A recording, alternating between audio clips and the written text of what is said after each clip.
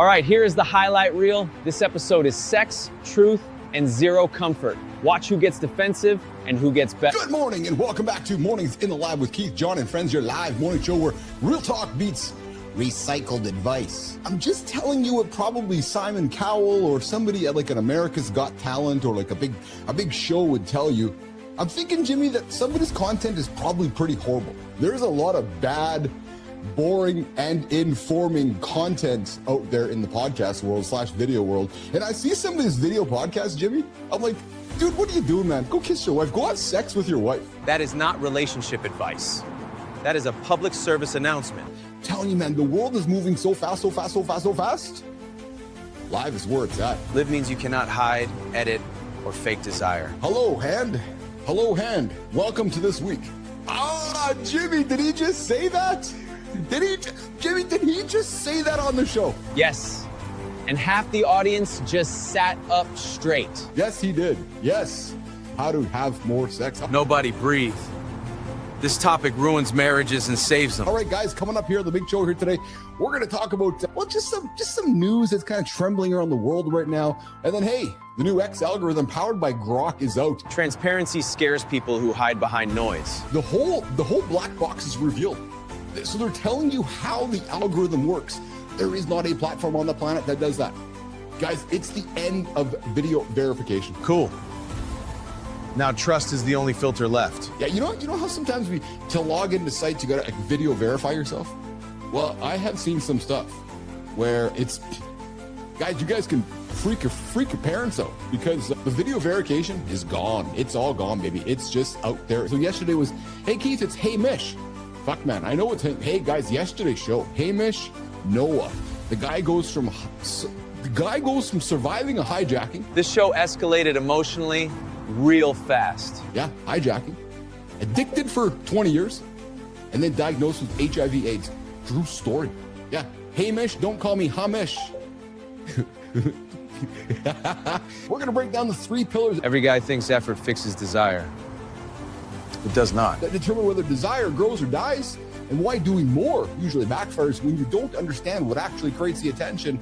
And we're going to get into the 4 things a sex therapist says you should never do. Men immediately assume this list is hilarious. In the bedroom. Yes. Maybe, and Jimmy, maybe farting is one of them? Comedy is how men avoid learning. Oh, hey honey, you want to have some love? Oh, what? His name? Jon Andersen.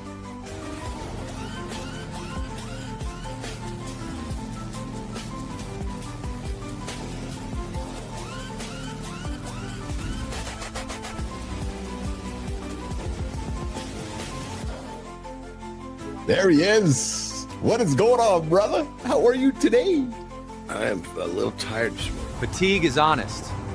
Performance is fake. to say the least. Holy smokes. Oh no, why? I got lots of energy vents. You're gonna have to take some energy today. So let's lean into this, brother. I got you.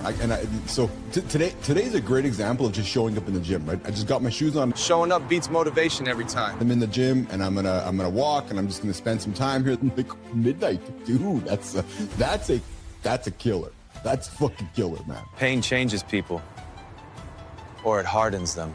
He's survived America's biggest mass shooting. Trauma does not compare. It compounds. I don't know, people go to Vegas to have fun. Dark humor is a survival reflex. No,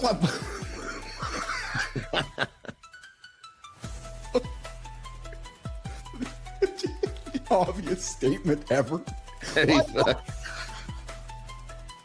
I know, but I just thought to myself, like, there's also really bad people in the world. So I just thought that. And even those motherfuckers go to Vegas to have fun. He ended up getting a whole lot of like honors and shit because he was fucking running around pulling people to safety. She's like, 11 in middle school. Yes. Right. Yes. And her dad takes her to wherever the place is where you can get a work permit. Lies, says she's whatever the legal age is, like 15. Right. Oh my goodness. I can't even imagine that. So she basically she manned up, fucking packed her bag. Resilience starts early or not at all. And fucking got on a bus. They took the bus to San Francisco. Gets off the fucking bus and figured out a way to survive.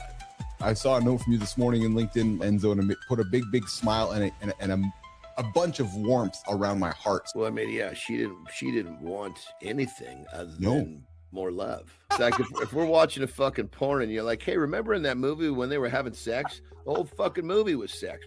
So apparently and allegedly, they introduced a brand new type of, I guess, weapon, Johnny, and it's called an active denial system. So I'll do a role play with you. I point this active denial system at you, and it doesn't shoot you. It shoots this intense beam of heat, allegedly, where the soldiers on the other army started bleeding through the nose and vomiting and started running. It penetrates only about 1/64th inch into the skin. And it creates this intolerable heating sensation that stops when the beam stops. I mean, Jesus Christ, you know what I mean? Your moments are limited. You might as well fucking break some shit. Mortality removes politeness. Get out of there. Hey, coming up in a few minutes, we've got Todd Blyleven from MLB Scout. The story is not motivation porn. To mass shooting survivor, Todd's journey from trauma to triumph. So I will tell you that I would say within the next 12 months, you and I will be doing this show live, and I can make Jon Andersen African-American Jon, and I can make Keith Asian Keith, and the whole world would not know because real-time rendering will render our appearance so that you as the viewer will not know that there's actually a human being here. I got something funny for you, man, because I'm going to put some humor on your face before you go back to bed this morning. I got a WTF. Jimmy, You got the fucking first pregnant male we've ever seen. So, Brianna Bass, second hour, no safe words. We're talking how to have more sex in 2026. But right now, we got a guy who went from MLB Scout to surviving one of the biggest mass shootings in United States history. The best thing about him is he was a present father that traveled the world playing a sport that he loved. And he took me around with him until I was in high school. He was a warrior in that sport. But when he crossed that line, he gave back to his community. I knew that if I was screwing around in the clubhouse, these guys would tape me to the chair and leave me there for 4 innings. And I was in there the entire game. And guys would walk by and they'd tap it with the bat and they'd laugh. And I'm like, let me out. But it was just so much fun. Even when I was on the field, I had Blyleven written across the back of my jersey. No, and I'm proud of my dad worked his tail off to get that name to be where it is. And I'm super proud of what he's accomplished. You got struck out by Todd. And it became this fire for me. And I remember waking up that next morning and I started running and I started working out. And I thought, you know what, I could really do something with this. I would say we had probably several different hard times to always keep my boots moving. The boots are moving. The Jason Aldean concert's going. The boots are moving. The gunfire starts. The boots are moving. Instead of running away, Andersen, he runs back.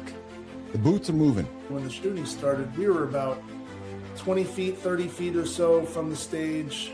Normally, we're always up on the rails. The girls like to watch the singers, and guys kind of hang back and drink our beer and just watch the ladies dance, right? Yes. So this time we stayed back a little bit, but the gunfire started. At first, we didn't know what was going on. And so thank God, as there's nothing like as you're running, especially with your family, trying to act as big and wide as possible while you're running, praying to God that bullets are flying behind you, that if a bullet comes, that it hit you and not any of them. And I felt like a magnet, trying to be a magnet. That is father instinct in its rawest form. Hit me instead of them. And a girl grabs me, probably mid-50s, blonde hair, small, and she goes, I'm a trauma nurse, what can I do to help? So I told her to put her hands on by now there were 3 women and an officer or security guard that had been hurt. I said, go help them.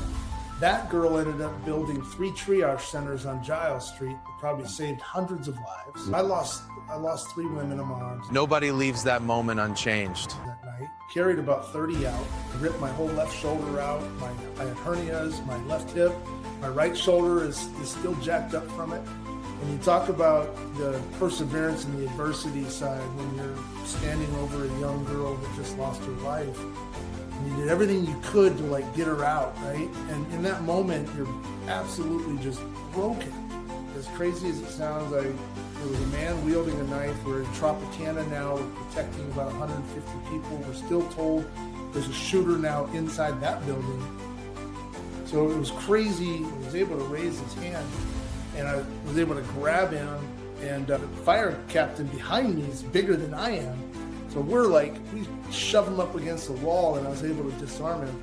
And I was covered in blood on my left side.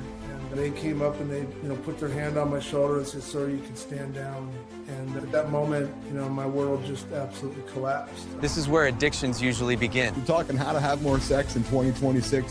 How do you not end up with addictions? How do you not end up doing crazy shit that you're regretting later? Dove hard into going to church. Men rebuild through structure or they spiral. Yes. And just trying to really center myself. I needed to get balanced in it. And I just started writing. I got into therapy, started writing poetry, started writing songs, and then I started writing a book. You don't have to go through a mass shooting to have trauma, right? We all know Yeah. this. So now you've got control over that. It's not an invisible presence. And then learn how to push that thing back out. I call it the trauma sphere. Ownership beats suppression. And you push that trauma out in front of you so you can walk with it with pride and pin your shoulders back again and own your life. Brianna Bass, we're talking how to have more sex in 2026. We had somebody who lost his dad, lost his partner, and lost his dog in a week or whatever it was.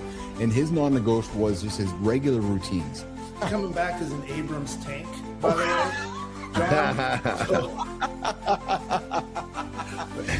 How to have more sex in 2026 with Brianna Bass, Keith Phillips, and Jon Andersen this morning. Doesn't have to be my best day. It just needs to be another day. Consistency is sexier than intensity. Doesn't have to be my best day. It just has to be another day I show up. Two males that are not gay Male friendship still confuses society. want to get a puppy together.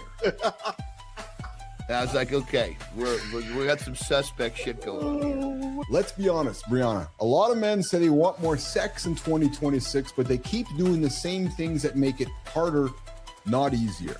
No, your frickin' boner doesn't get up anymore. Blame is easier than accountability. That's the problem. You're just embarrassed that you can't get a good piece of wood, so you want to blame the fact that your partner's put on a few pounds. Take your shirt off and look in the mirror yourself, Lord. Yes. Jesus Christ. When I'm with him, I feel alive. I feel intoxicated. I feel like I'm experiencing life again. Yes. If you're expecting a woman to spread her legs for you, Desire follows safety, not demand. you need to give her emotional safety. So practical examples to behave as though she is intoxicating, even though in the moment you already have her. You're going to kiss her slowly. You're going to make comments like, "I could do this all day. You smell, God, you smell good." In the movies, right? That's not as sexy. In the movies, it's hot and it's heavy, Yes, and we want to go yes. hard, and we want to get to that end goal. We want to get to that finish line as soon as possible, get her there and you there and all the things. I'm telling you, actually, in the real world, and if you want to talk about having more sex, slow your sex down, Men hear this and panic immediately. but just breathe her in. I want you to communicate. I'm not using you to get somewhere. I'm here because you are the point. And that's safety in the bedroom for women. That's fair. So women don't get turned on by men wanting sex. They get turned on by men wanting them. That sentence changes marriages. It's the presence, actually, Brianna. As I reflect, Okay, what does on that it, look like? It's just being present, extremely present. Presence is different than performance. Performance is for porn. Presence is for intimacy. Yes. Watch porn, we watch the movies, right? It's like, let me like jackhammer this, let me whatever, flip her around, do the things. And that stuff is sexy and it has its place too. I'm not putting that down, but presence is the opposite of performing. Men were never taught this. Well, to And me, it it feels just- like love. So I describe it to Yeah. Lauren as love. Like it's like this mad love. Like I'm so in love with you that it's like. And AJ said to Johnny on the show one day with us, it's like that's the best way for me to show it to you is for me to be obsessed right now in the moment to give you my presence. But even in Yes. a one night stand, you can consume her and show up in a way that makes this woman go, wow, this guy knows what he's doing. Some people say, show me a drop dead gorgeous woman and I'll show you a man who's tired of fucking her. Men need validation and it needs to come in the way of sex. Disciplined men are less likely to assume that sex should function independently of the relationship. What I mean by that is, okay. if I'm a disciplined man, I'm going to assume, and I look at things as systems, Yes. I'm going to assume that a man like that sees that interconnectedness and sort of the machine, the Yes. engine running, right? We've been together a long time. Sex is fine, but predictable. The number one predictor of a killer sex life Talking feels risky. Silence kills faster. was the ability to talk about sex. It wasn't dildos, it wasn't butt stuff, it wasn't novelty. No, that's so true. I mean, when I get to hear from Terry what she liked and what really kind of what pushed her button, to me that's just like, holy shit, this is like gold. Clear communication with a lover or a partner should seem so obvious in the bedroom, yet you have a job because it's not so obvious. It can get worse before it gets better. Truth disrupts comfort first. Because talking about it creates this elephant. There was already an elephant in the room. Oh, yes. Now we're coloring it in, making it neon, making it bright purple. And if you've been in a funk or in a way for years potentially in a relationship, it's going to feel really unnatural and really uncomfortable. Oh shit, that's more than half the battle. The execution is the easy part. Avoidance is the real opponent. You know, I joke with you, Piper spends more time learning how to color a fucking map instead of talking about how to pick partners. There's no problem with that. You start entertaining yourself with these drugs rolling around out there, we got a big problem on our hands. This should be the easy button, If it feels hard, something upstream is broken. right? So when it starts to get clunky and awkward and less frequent and it's down to once a month instead of once a week or 3 times a week, right? The fact that I have to begin with is a fucking problem. I've already failed. No safe words with Brianna Boss, Keith Billis, and Jon Andersen every second Tuesday here live on Mornings in the Lab with Keith, Jon, and Friends. I grew up in a world where dwarf wrestling and wrestling was part of my world, and I find humor in it. Eventually just keep telling yourself your brain will catch up. How to have more sex in 2026 was it's people are looking for Brianna, a true story. Yeah, and we'll keep getting better at it. Absolutely. What I took from this is just obsess. Like so basically, if you want to have more sex with your wife, obsess over her. Make her feel like she's the most important. Act like as she's with you, you're still craving her and she's sitting right here. You're drinking her up and wishing you only had more. This was rock and roll today. Truth always lands loud. Awesome, awesome, awesome. Thank you. Hey, how to have more sex in 2026? If you're joining me right now, go back to the top of the hour. Keith, Jon, and Brianna dug into it, and hey Jimmy, it seems simple, but yet it's so difficult, right? To make our lover feel safe. Safety is foreplay. Because let me tell you what I stopped believing. I stopped believing that getting your message out is a content problem. It's not. Guys, it's not. Your stakeholders, your customers, your team, your partners, your investors, your industry peers, they're not sitting around waiting for your next post like it's a press release from 2009. Guys, social media has changed, frankly, for the worse. Morning live conversation. Not because it's louder, because it's real. It's a habit. It has a heartbeat. Because it's the closest thing we have left to walking in the room and saying, hey, I'm here. This matters. And I'm not hiding behind a brand voice. Your stakeholders, they want orientation. They want to know. They want to know what we should care about today. Oh, they make decisions because they trust you. Yes, because they heard you, because they watched you handle pressure, because they watched you show up after 3 hours of sleep and you were tired, but you still showed up. But by being the first person that your people hear today, because when you do that, you set the frame early, not your competition. And that frame you're setting, it becomes the filter. Hearing is intimate. Hearing is human. And hearing, well, it bypasses skepticism, because when you do this, you're not just building an audience, you're building a daily touch point, a habit with power, a daily reminder that you're not an idea, you're a leader with a voice. You don't chase the industry starts checking in with you to see what you think happened. So if you're tired of whispering into the algorithm, oh, Jim, we've heard it. Oh, the algorithm doesn't work right now. The algorithm's broken. No, your fucking content sucks. Honesty hurts less than irrelevance. Matter of fact, I love broadcasting it. Put me on the biggest building in the world so I can tell the whole world how much I love her. Because I fucking am crazy about her. Dr. Alice Wimberly says burnout isn't a mindset. No, it's a biological breakdown that builds silently over years. Because if you can't look in your own mirror, how can you move forward? I'm telling you right now. I'm telling you, we're going to sell special mirrors. And 68% of men think about how to be a man every single day. Most business work feels boring and repetitive. Yep, true motherfucking story. There are long stretches where nothing seems to work. Another true motherfucking story. Then suddenly, momentum. Her advice: do hard things on purpose. We are living in a world right now where the world is changing. I mean, big time changing. You know, people are taking land and taking territories and moving all over the planet. There's one railway that goes from Winnipeg to Hudson Bay to protect Canada's Arctic. That's it. That's it. So I'm just, y'all don't know this. One railway, and it's not even functioning properly. There's a port there, Port of Churchill, where there's polar bears up there in the water, the Hudson Bay. So that one rail, exactly, Melissa, true fucking story. People always ask me, hey, Bills, what's your politics? You wanna know my politics? My politics are humans, love, and common sense. We actually kicked the show off with Brooklyn Beckham, cutting off dad, Victoria, and a warning to all fathers. The guy went from Major League Baseball scout to surviving the largest mass shooting in U.S. history. Hey guys, come by and own your morning. Own the narrative. Show up live. Start a live conversation. If you are in business, you're a leader, you're wanting to be a leader, the best way to do it is by starting a live conversation. Why? Because whether it's leadership, intimacy, or mental health, if you don't define the story, your competitor will. Tomorrow is not about fixing everything. No, it's about breaking the silence and starting something real. That is the real. Take one honest step today, then show up tomorrow and do not hide.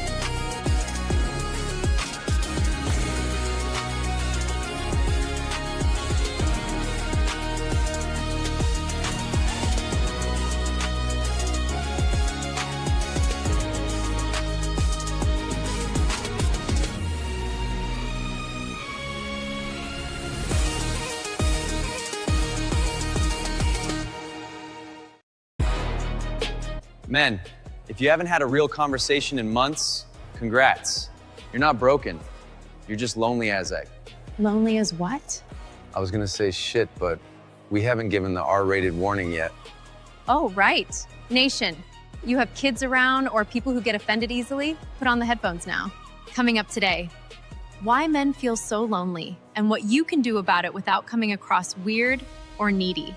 only on The Big Show. This is Mornings in the Lab, and we're officially live.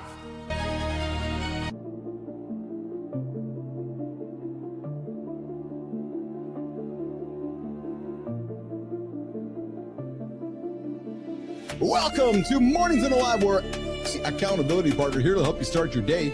Silence makes our monsters grow stronger. I love why this whole segment is that fucking to me about this.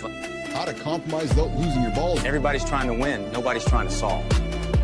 Live beats perfect every time. Reset is a decision, not a calendar date.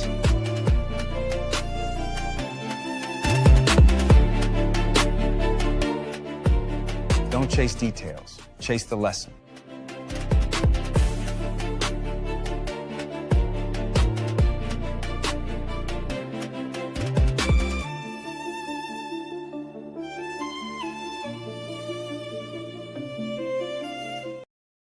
Hey. Good morning. Loneliness doesn't always feel like sadness. No, baby. Speaking of baby, good morning, my baby. Hanging out in Mexico. Hey, sometimes it feels like being constantly busy. Oh, yeah. I know many of you feel like you're all busy, but you're not doing nothing. You're just busy. Busy. Making carousels. Yeah, just busy doing nothing, actually. Busy, empty, like you feel like you're doing something, but you're actually not accomplishing anything. Like you can, it's like you're talking to 100 people, you're like, oh yeah, I'm doing a bunch of shit, but you're not doing nothing. You're not accomplishing anything. And you still have nobody you can actually tell the truth to. Well, today, coming up on the show, we're going to break down the invisible mechanics behind modern man loneliness and the habits and social patterns that actually create it, and the simple, repeatable way to start reversing it without blowing up your personality or turning into a feelings robot. Hey, but first, drum roll, please, because good morning and welcome back to Mornings in the Lab with Keith, Jon, and friends, your live morning show built for real talk, motivating content, and entertaining conversation. What the hell was that? That's a mouthful of marbles right there. Yes, the big show, motivating content, entertaining conversation, and like you heard what Maya said, and Frankie, this is an R-rated experience, you guys, so if you're easily offended, or if you have the little ears around, you got the kids around, I'd invite you to walk them out of the room, put the headphones on, or make a strategic end-to-end solution to say, yes, the handsome chief is heated today. Oh yeah, I'm worked up, baby. Yep, I'm worked up. Before we get into the fun, I got some invitations for you. Like it, subscribe to it, and comment on it. Hey, Jimmy, my dad's always good for liking things. He's like, I make sure when I watch the show, I like it all the time. That's good. We got to get one guy liking it. So, Dad, thanks for liking our show. And if you're a guy, I'm curious, how many times a day do you feel like alone? I'd love to hear from you guys in the comments. Speaking of the comments, I know Holroyd's out there. I know Amelia Jason's out there. I know Good Time is out there. And I know that Matt Roof Kindness Rising is out there as well as Mike Sullivan, one of the OGs here in the Lab and Nation. Repeat after me. Don't hit the snooze button or you're going to be 9 minutes behind the guy who doesn't. And if I look at the calendar today, Neiman, we are, I think we want to add this to my words. We want to do a big counter. Jimmy, we should put a counter on the screen. How minutes behind the guy is from those that are snoozing. So let's see, 21 days into January of 2026. So far, somebody is 20 times 9, 180, 3 hours behind me. Holy shit, man. 3 hours. Dude, see you guys. Oh, yeah, see ya. And you guys all wonder why you're not accomplishing stuff, because you're too busy, making carousels. Yeah, true story. Hit that snooze button one more time. Yeah, I invite you to do that. True story. Hey, coming up on the big show, Usha Vance is pregnant. Yeah, we don't talk about pregnancies on the show ever, but it's history. We got a vice president sitting in office who's going to have a kid. Fourth one. Yeah, fourth one. You know, we had somebody on the show. Melissa, remember the guy on our show back in the Two Dad show? The guy had like 800 kids? Actually, 8. Yeah, 8 children. The guy had an oversized mini bus to haul them all around. Also happening in the world, new climate projections say 2026 will be one of the hottest years on record. Netflix is going vertical. You guys know how much I love talking about Netflix because I'm hoping for. Oh, hold on one second. Hello? Yeah? Who's that? Oh, Netflix. Yes. What's that? Oh, you're looking for a morning show platform. Oh, yeah, well, that's us. Yeah, we've been building for a number of years now. It's called Mornings in the Lab. True story. Hey, keep punching. Stallone's in the house today. The Stallone rule for never hitting snooze again. The guy's going to be hitting 80, crushing it nonstop. Daylight savings time drama returning. Permanent DST push or what? Who knows? Center stage coming up, Dr. Gwendolyn Dolsky, and this one's going to be a treat. We're going to talk the hidden philosophy. So I know because Johnny's a philosopher, Yeah, we got Gwendolyn to talk philosophy today. Not that fluffy quote stuff. John's a philosopher. He is. Oh, yeah. Real critical thinking, the kind that helps you navigate modern life without getting emotionally hijacked by algorithms, hot takes, and all that crazy stuff. We're going to get into it and what it means to lead a good life in 2026. Hour 2, topic of the day, why men are so lonely. We're going to get into a bunch of other things in hour 2 as well, the dad lore phenomenon, and we are also going to get into everything else. All right, come morning focus. We're also going to get into content isn't, no, let me rephrase it. Content isn't complacent. No. And as always, Maya Reyes will join us for the Community Corner with a theme that describes half the internet and way too many guys in real life right now. Why men feel tired, stuck, and snappy all at once. That's the Roadmap Nation. Grab the coffee, settle in. I got something you're going to want to hear. Oh, yeah. I got something you're going to want to hear. Oh, yeah. Coming up. When? Right now. Because the morning loop starts right now. There's a sticky note on the desk that says, "Make me a carousel." I didn't write it. That's the scary part. I tried to throw it away. It came back. It's like content guilt with legs. We're not worshiping the algorithm today. We're talking like adults. That's the plan. The note isn't asking for slides. It's asking for certainty. And nobody has it at 8 a.m. So we'll give you something better. We'll give you the truth. Clean and usable. No polish, no panic. Yeah. Morning loop starts now.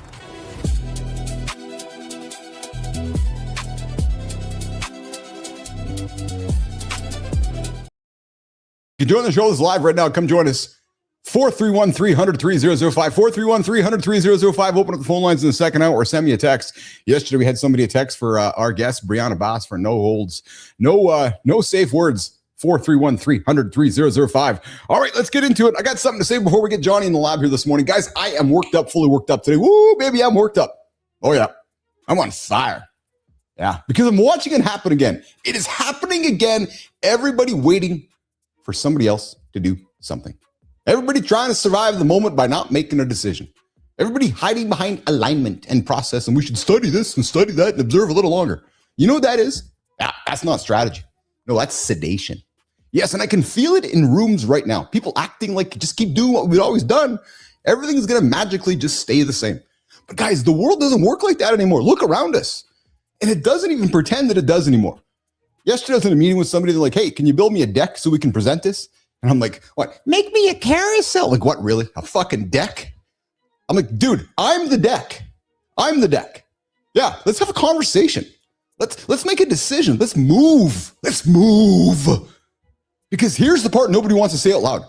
The world wasn't built on PowerPoints. The world wasn't built on slide 14. The world wasn't built on let's circle back and talk about it forever. No, the world was built on people who did one thing. People who moved. We fucking moved before it was comfortable.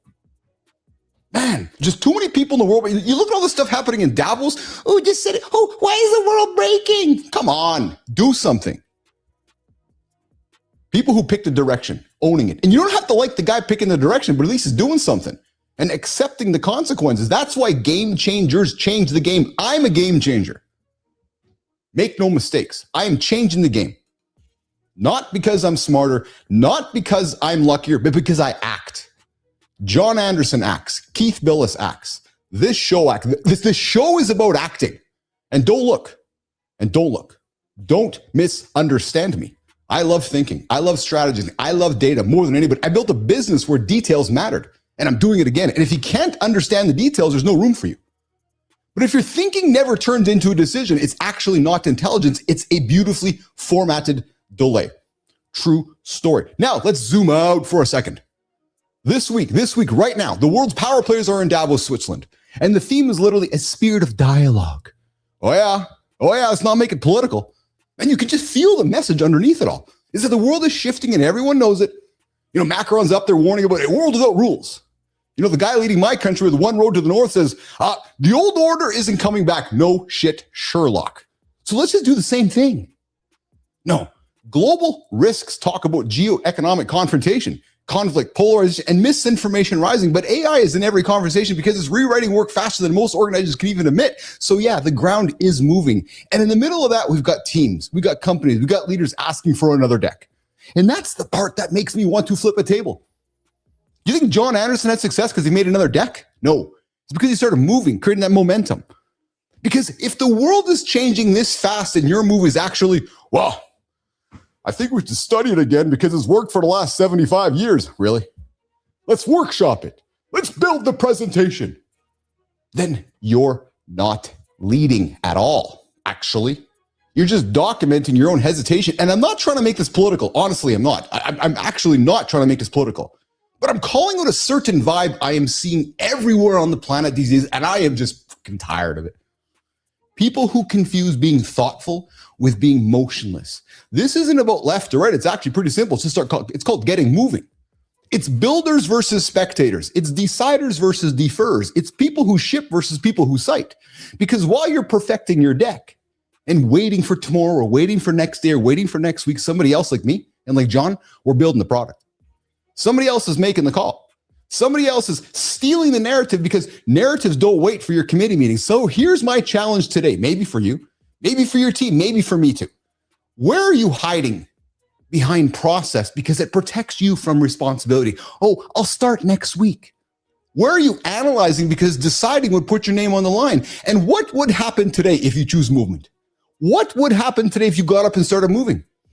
Not reckless, not sloppy, just real movement. So my invitation for you is this: pick the next step, send the message, make the call, start ship the draft, start the conversation. Because the truth is this: the people who change outcomes aren't the ones with the best decks. They're the ones who move first. Yes. And again, you might not like the guy making decisions in the world right now, but he's making decisions and adjusting in motion. And if you still really want that deck from me, cool. I got one and it's made out of fucking wood. Jimmy, let's bring him in. Jon Andersen coming into Mornings in the Lab with Keith, John, and friends.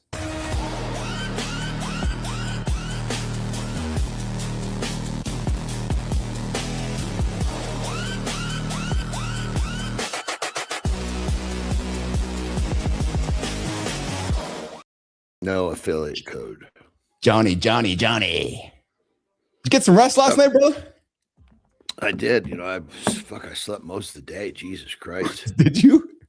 Yeah, I think, but I'm kind of piecing it all together. I think the nauseousness was like the front end of some sort of a bug. Oh no. Oh, so maybe sick too then. Yeah, I think that's because it was a little too much. It was a little confusing. I was like, man, but you get older, you never quite know. Yes. You know what I mean? Yes. So, but my nauseousness went fucking all day. Oh yeah. And I think, but funny enough, I think back, I was, normally get a little nauseous. It's, just fucking push through. Shit happens. You don't always feel good. Yeah. And so on Sunday, I was feeling a little goofy. And so I ended up having a really long nap that day from nauseousness also. Right. We were actually supposed to go to Big Bear on Sunday. And I woke up. I was like, fuck, man, I don't know if I'm going to be good riding to the car feel like this, Yeah. So I got sleep, woke up Monday, and I was like, okay, I feel like I'm okay. And so we took off, and it was probably 9:30. We're in the car, and I'm like, we were barely out of the neighborhood. And I'm like, fuck, I'm getting car sick already. Holy shit. Oh, I don't think I was car sick. I think I just had a little something floating around in me, is my guess. Oh yeah. Yeah. Geez, how's Tara doing?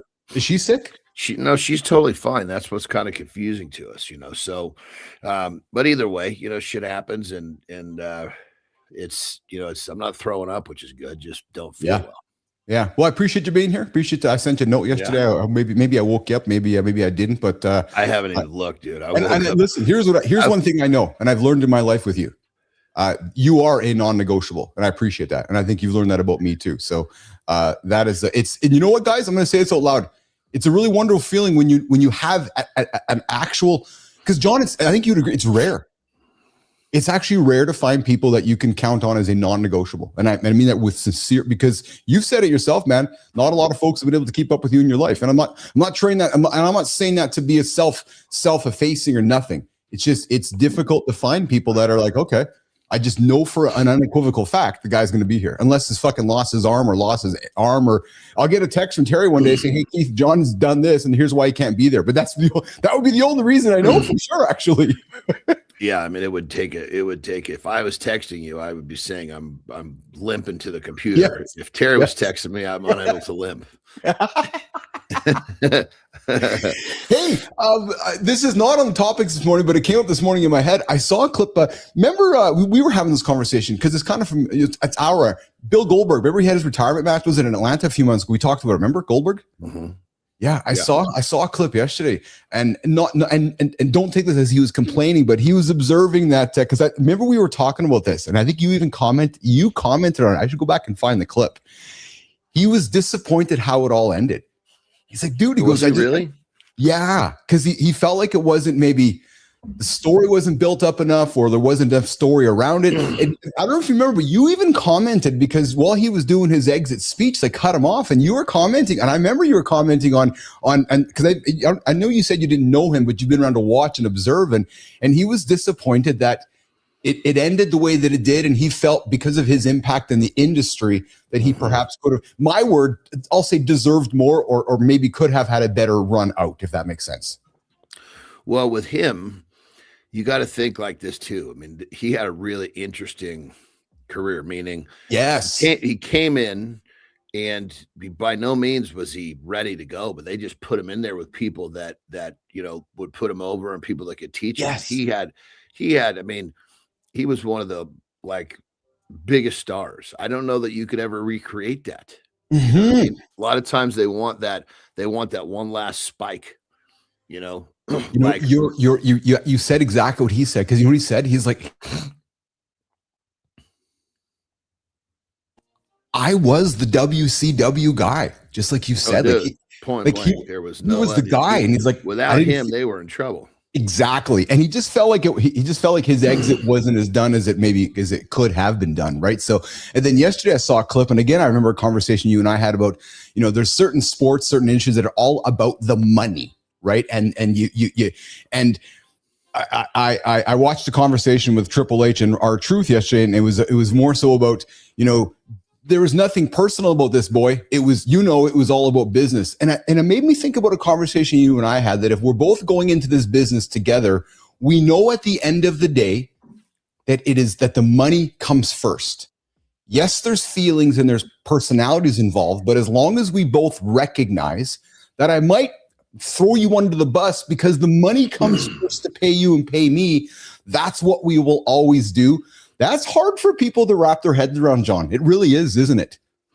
Well, and there's the flip side of that too, is that if your organization or your federation or the company you work for, whatever you want to call it, sees that there's a huge amount of money to be made with something with you, they will do it. They will do. Just trust. They will. They are in the business of making money, and so it's hard for it's hard for guys to think. Yes, that it's so much easier to say, "Oh, I'm just not the guy that so and so doesn't like me." Listen, so and so could think you're a fucking cocksucker, but if there's a bunch of zeros attached to you, he's going to come and get them. Well, so in many cases, it's harder for a wrestler, especially, because it's not true athletics. If you're a fucking home run hitter, you can do the job. You are in control, right? Yes, but it's hard for a fucking wrestler to think, it's a big step to think, I just don't have the draw anymore. Well, precisely. Right. That's a big fucking pill to swallow. Because it's like your time is done. Here's the next guy that's up, because we are in the business of making money. And I just find it quite striking because there's really very, very little businesses on the planet that are like that, which is I love you, but I'm throwing you under the bus because a lot of money to be made. Okay. It's so crazy. We're sitting here talking about this conversation that we already watched this video, and I had a comment about his reaction, but this goes to show how my memory bank works. If that information is not going to help me move forward, it just is in and out. Mm-hmm. I don't fucking remember a thing about that thing the brief conversation we had. When I saw the video, said, blah, blah, blah. Yeah. No, I love it. I love it. But if we're talking about something that has, that can change the course of what we're doing or what I'm doing or my family, I'll fucking remember that shit. Yes. Yeah, yeah. It's funny because I was having this conversation with somebody in my life a few days ago, and we were talking about something, and I'm like, you know what? I said, I don't have the brain to hold that.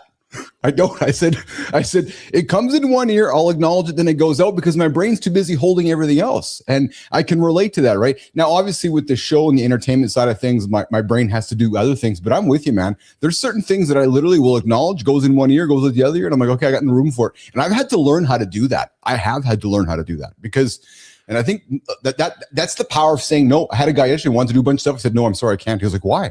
I go, because I've said yes too many times in my life and I've made the same mistake, so I'm saying no today. Dude, I mean, it's it's kind of, and you know, the better we get at this, yes, the narrower our shit becomes. I mean, I think to myself, I just had this thought yesterday. I was kind of in between naps, right? Yeah. And I'm just thinking to myself, Jesus Christ, the limited exposure that I keep myself to is fucking, it's my kids, it's Terry, it's business, it's my close friends. Yes. Outside of that, dude, I mean, I swear to God, and I kind of question myself, like, fuck, am I limiting myself too much? Is my brain not growing the way it should or is it really growing deep in these areas where I'm letting it go? Because there's, you know, it's kind of like you can get yourself so spread thin, you never make any progress anywhere. Yes. But then you can get so fucking narrowed in.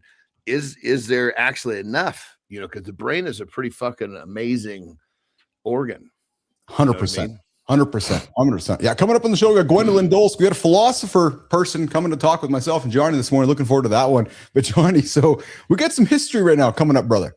And again, this is not something we normally would talk about, but it's history, so I figured we should be talking about it.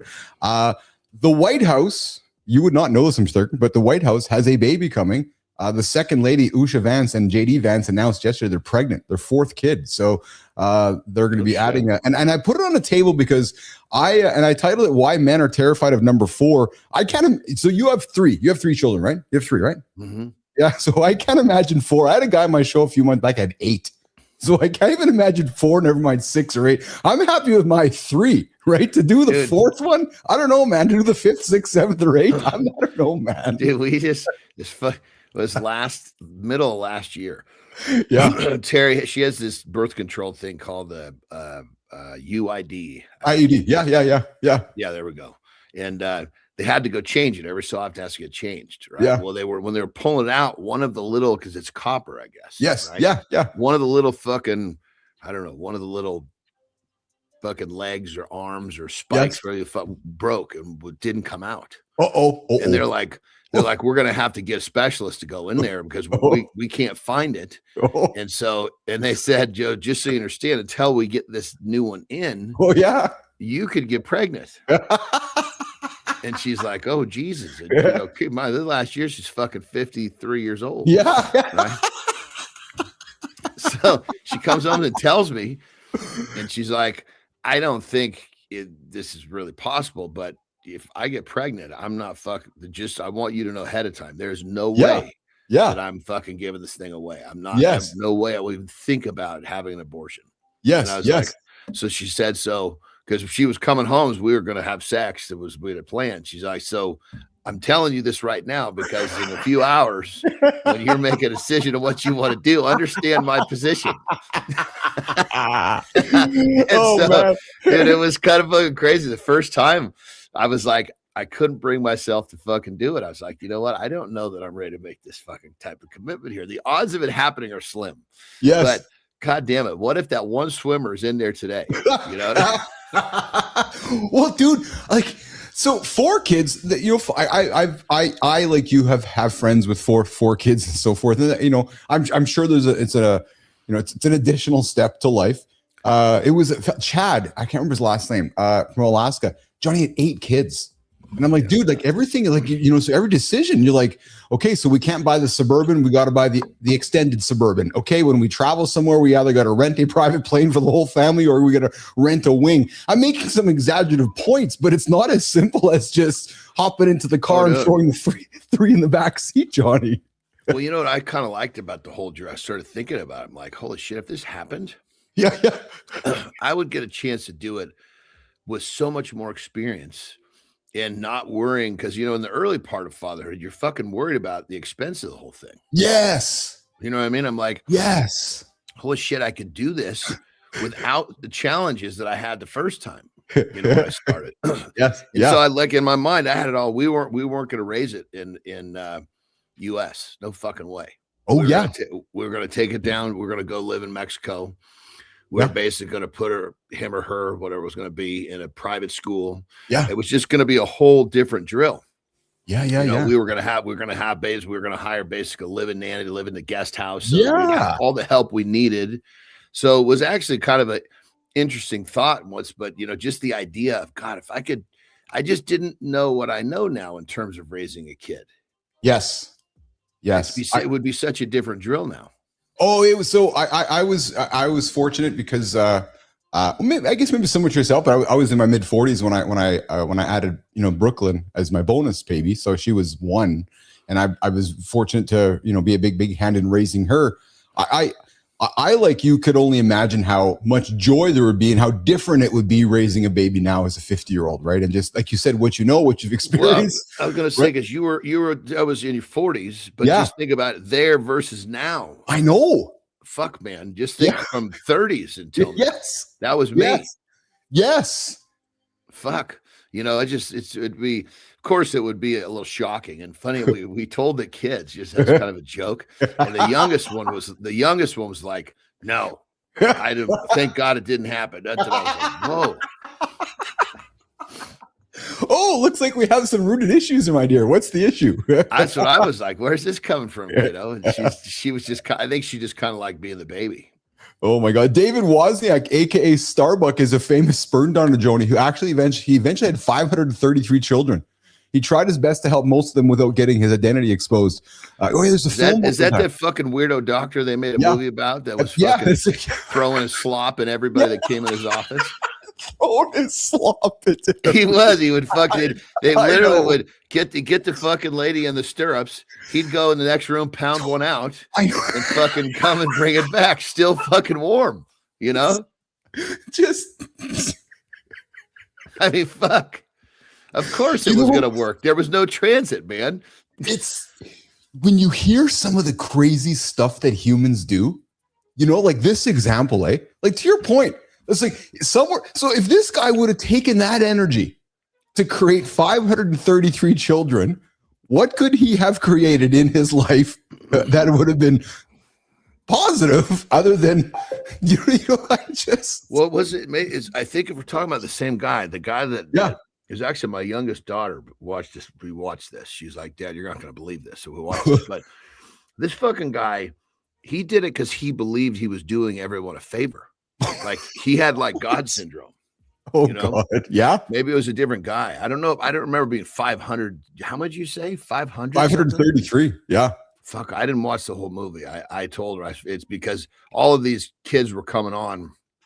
They're adults now. They're like, and it was just nothing but a bitch fest. I'm like, I can't hear another one of these fucking people complain. We got to switch this shit. So the movie turned off when he was at like in the 70s, but maybe it went up to fucking 500. I don't know.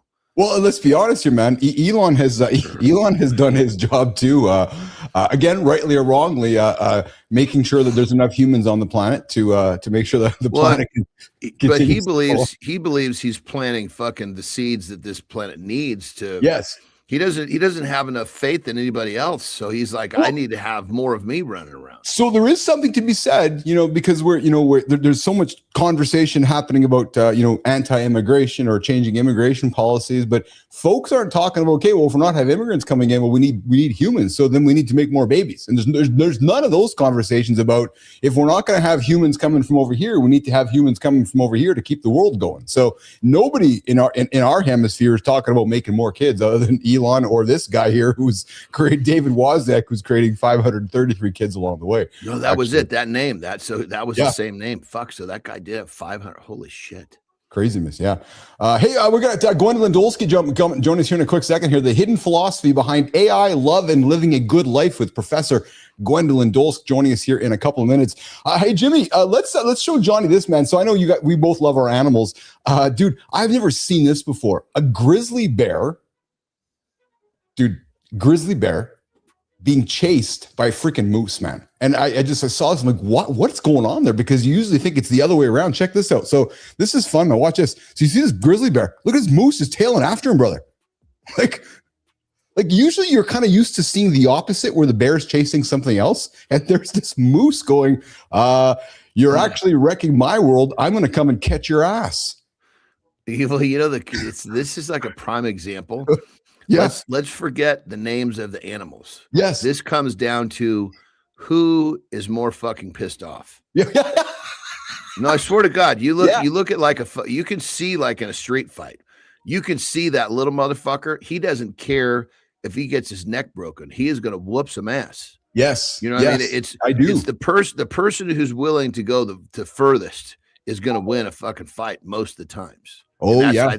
I think that moose is like, you know what? I don't give a fuck. You can eat one of my legs. I'm still going to whoop your ass. That bear's like, I don't speak your language, but I can feel it. I'm out of here. I guess the moose apparently was able to scare off the bear by being more physically aggressive than the bear. That's mama bear there. So but when I saw it though, John, you're not used to seeing that, right? You're used to seeing the bear chasing something else, not the moose chasing the bear. It's like, wait a minute, right?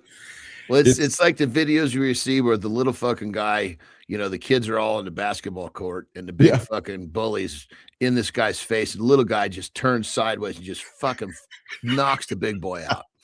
Right.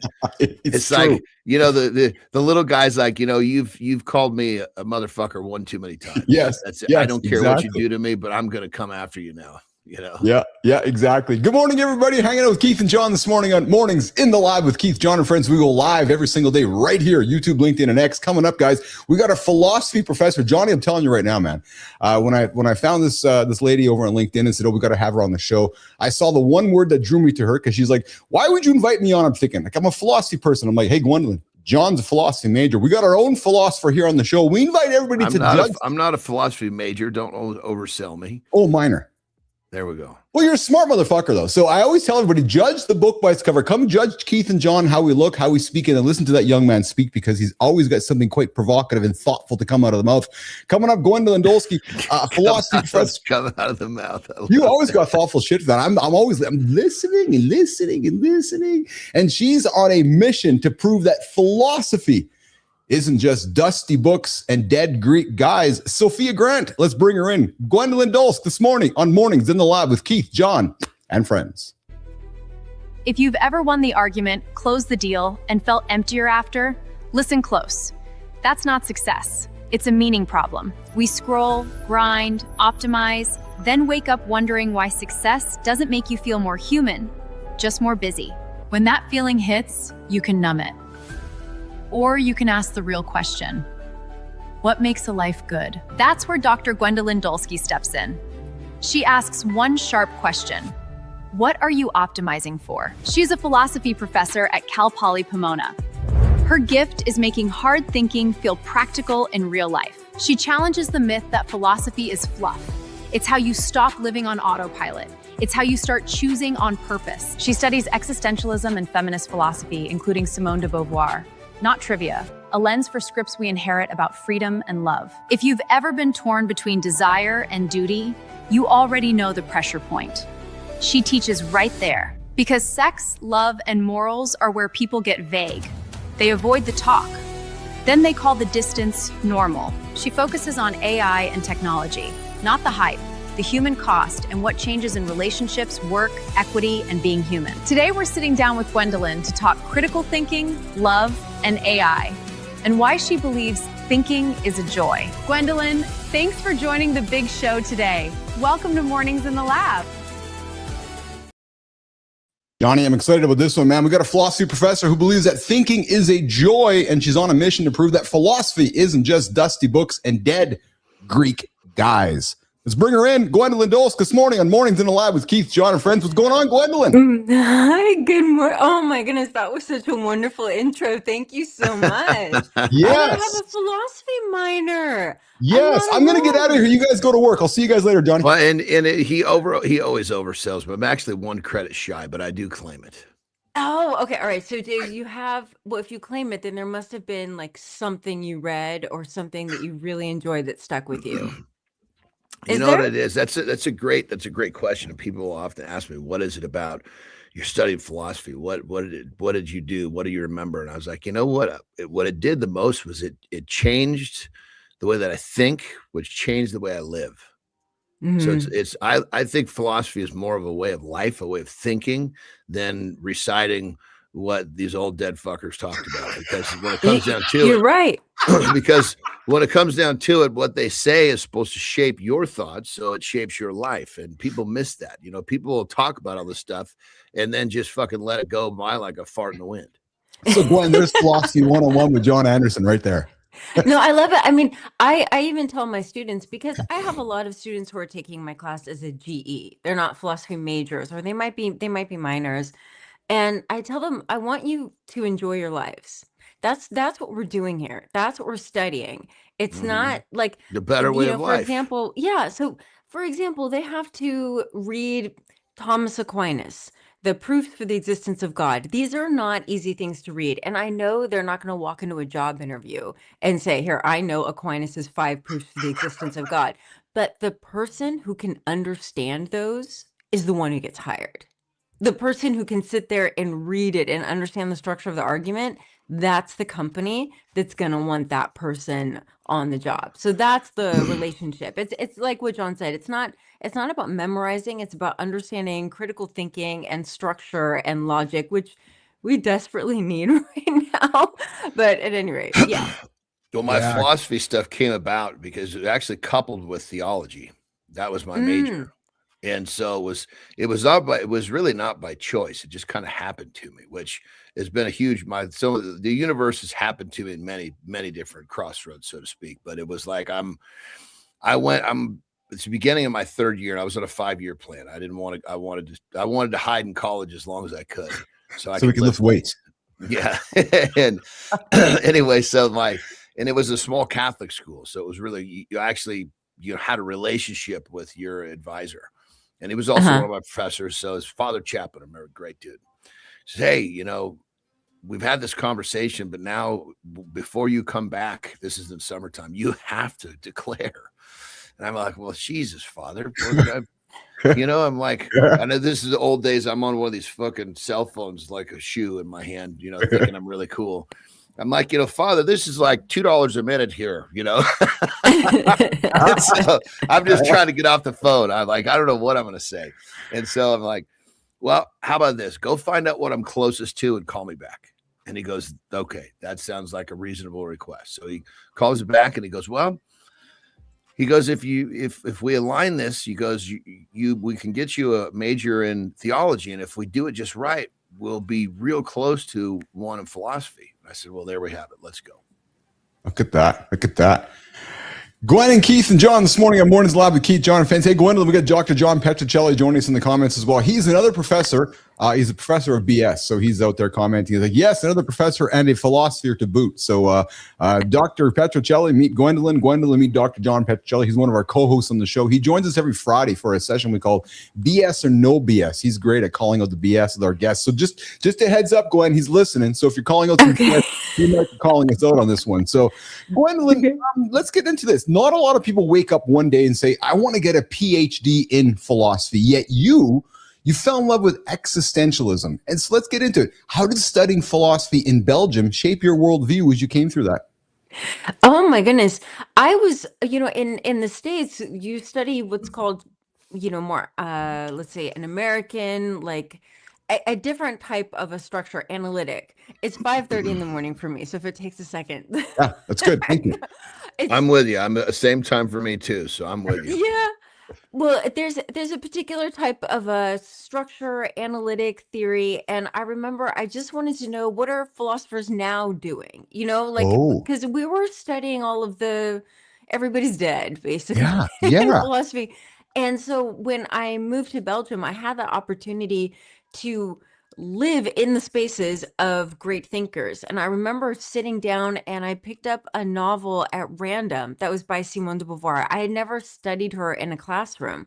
And I thought, I should at least know who this person is. I had also never studied a woman philosopher. It didn't exist in the class. Yeah. And it was There was no woman philosopher ever on any of my syllabi. I had 2 women professors. And then in grad school, no women professors or anything. But yeah, I picked up Simone de Beauvoir, and then I thought this novel's really cool. And it turns out it wasn't even like her biggest one. It was one of her novels where she was experimenting and trying to write something that was a bit sci-fi. And I just fell in love with it. And I thought, I need to read everything by her. And then I learned about the tradition. And in Belgium, you're just like a hop, skip, and a jump away from Paris, where you can actually go and sit in the cafes where these existentialists were they thought. And one of my favorite novels is also by another existentialist thinker, Camus.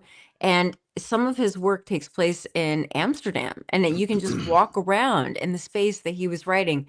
So there's something special about living in the same space where the thinkers were and being able to actually sit down and read where they were. Yeah. Gwen, you said that thinking is a joy. Yes. Well, let's be honest, right? Guys, and our listeners tuning in right now are thinking like, what? Like philosophy sounds like work to me. When I hear Jon speaking, he's very thoughtful. So how did you discover that thinking could be joyful? And then what advice would you give to someone who's never perhaps experienced that whole mindset that thinking is joy? Go on. You know what? Okay. I think that we have experienced this. So I'll give a very simple example.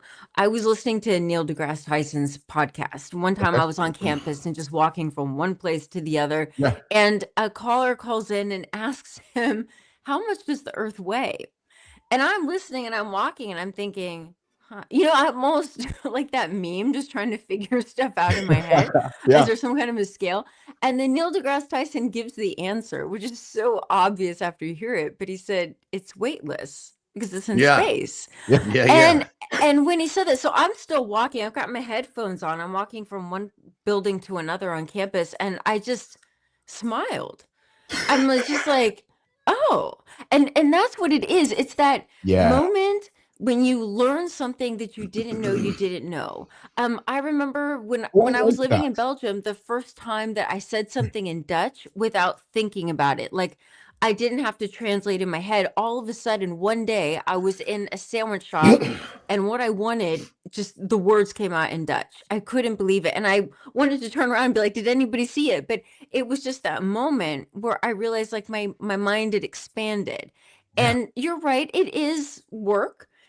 Like mathematics, engineering, all that stuff, studying medicine, even learning poetry. It's all that work, but it's almost like training for a marathon. When it pays off, it feels so good. Well, you know that work is going to pay, so it's easy to do. You know what's striking, Gwendolyn, is I'm listening to you talk, and you're doing something really unique with public philosophy. And Jon does it every day on the show. And so I've known Jon now. We've been doing the show. It's coming up on a couple of years, a year and a half or so. And he constantly breaks down complex ideas into very simple things. And that's largely what philosophy is. That's what you're doing, isn't it? Because you're taking this misconception that people have about philosophy. Oh, it's all complex, or it's just opinions or intellectual fluff. And what you're working on doing, if I'm correct, is breaking it down into the simplest thing for humans, like Jon. Would that be fair for me to say, Gwen? I think so. I really aim to. I don't. Maybe and what does this that is mean also to my you when you break it influence. down? What does it mean to you when you break it down to something really simple? Well, I think that when you look at the ancient Greeks, that you look at a figure like Socrates, who was very much out in the open and interviewing and discussing people, and that really resonated with me. Yeah. And then when I fell in love with the existentialists, all the pictures of them, they're out in public. They were writing plays. They hung out with musicians. Like they wrote their own plays too. All the cafes, they were with people. And it wasn't, that thinking isn't supposed to be this isolated thing where you just wander into your own space or corner or ivory tower and then never emerge and interact with individuals. That's not what it's supposed to be. So I guess that's what I try. And I want to, sometimes I get a little bit defensive, you know what I mean? Like when, it's usually like a man who's like, oh, philosophy, because there's like no right answers.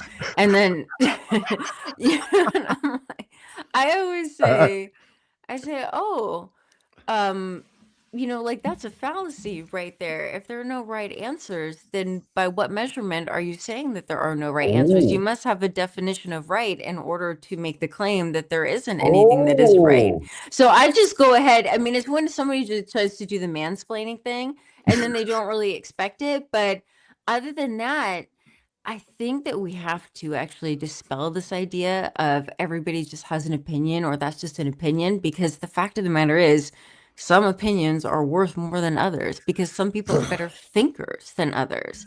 I was when just, in that yeah. situation, I just wanted to join you because a lot of times someone will come and say something, and I'm like, my first thought is, okay, is this person on the right side of the fence? Because if they are, I'll share my thought. If they're not, it's going to be a waste of both of our times. So if it's Yeah. one of these people, I'm just like, you're right. Because See ya. what you're Good saying, for John, you. is, hold on, I want to go here. So what you're saying, John, is you're hearing, let's role play. So you and I are having a conversation, and if you don't believe I have the capacity to engage with you thoughtfully, I'm not trying to convince you of something. If you don't see it, you'll Yeah. never see it. And I'm not going to be the one to spend my time trying to get you to see something you probably don't have the eyes to see. So, when someone makes a statement like that, I mean, there's sometimes you got to read into it a little bit. Yes. But for the most part, you can kind of vibe. I would assume you probably feel the same way. You can almost tell right away if someone gets it or not. And if they do, that's a great conversation to be had. Yes. Yeah. If they don't, it's like, perfect example. My mom and we have these fucking crazy deep 2-hour conversations. My blood dad couldn't even get an inch deep into that. Yeah. Just didn't have the eyes for it. Could not see past. Well, and John, and it's interesting, John, because that's what I'm working. So I as I'm aging, I'm finding myself having maybe less and less conversations, Anderson, because I'm finding less people to have the kind of conversations that I want to have. The deeper you get, the deeper we become, the more alone we are. Yes. Gwen, comment on that. I would, you know what, that does happen, because especially when you get older, that the bullshit or anything like that, it's just not enjoyable. Yeah. Yes. But, another thing is that it's almost like I guess studying philosophy is almost like looking at a map or a travel guide before you visit the city. Like when you watch something, like when you see a film that is really deep or some sort of a project like that, there is a Or like our joy. show, because our show is really deep. Yes. Yeah. Yes.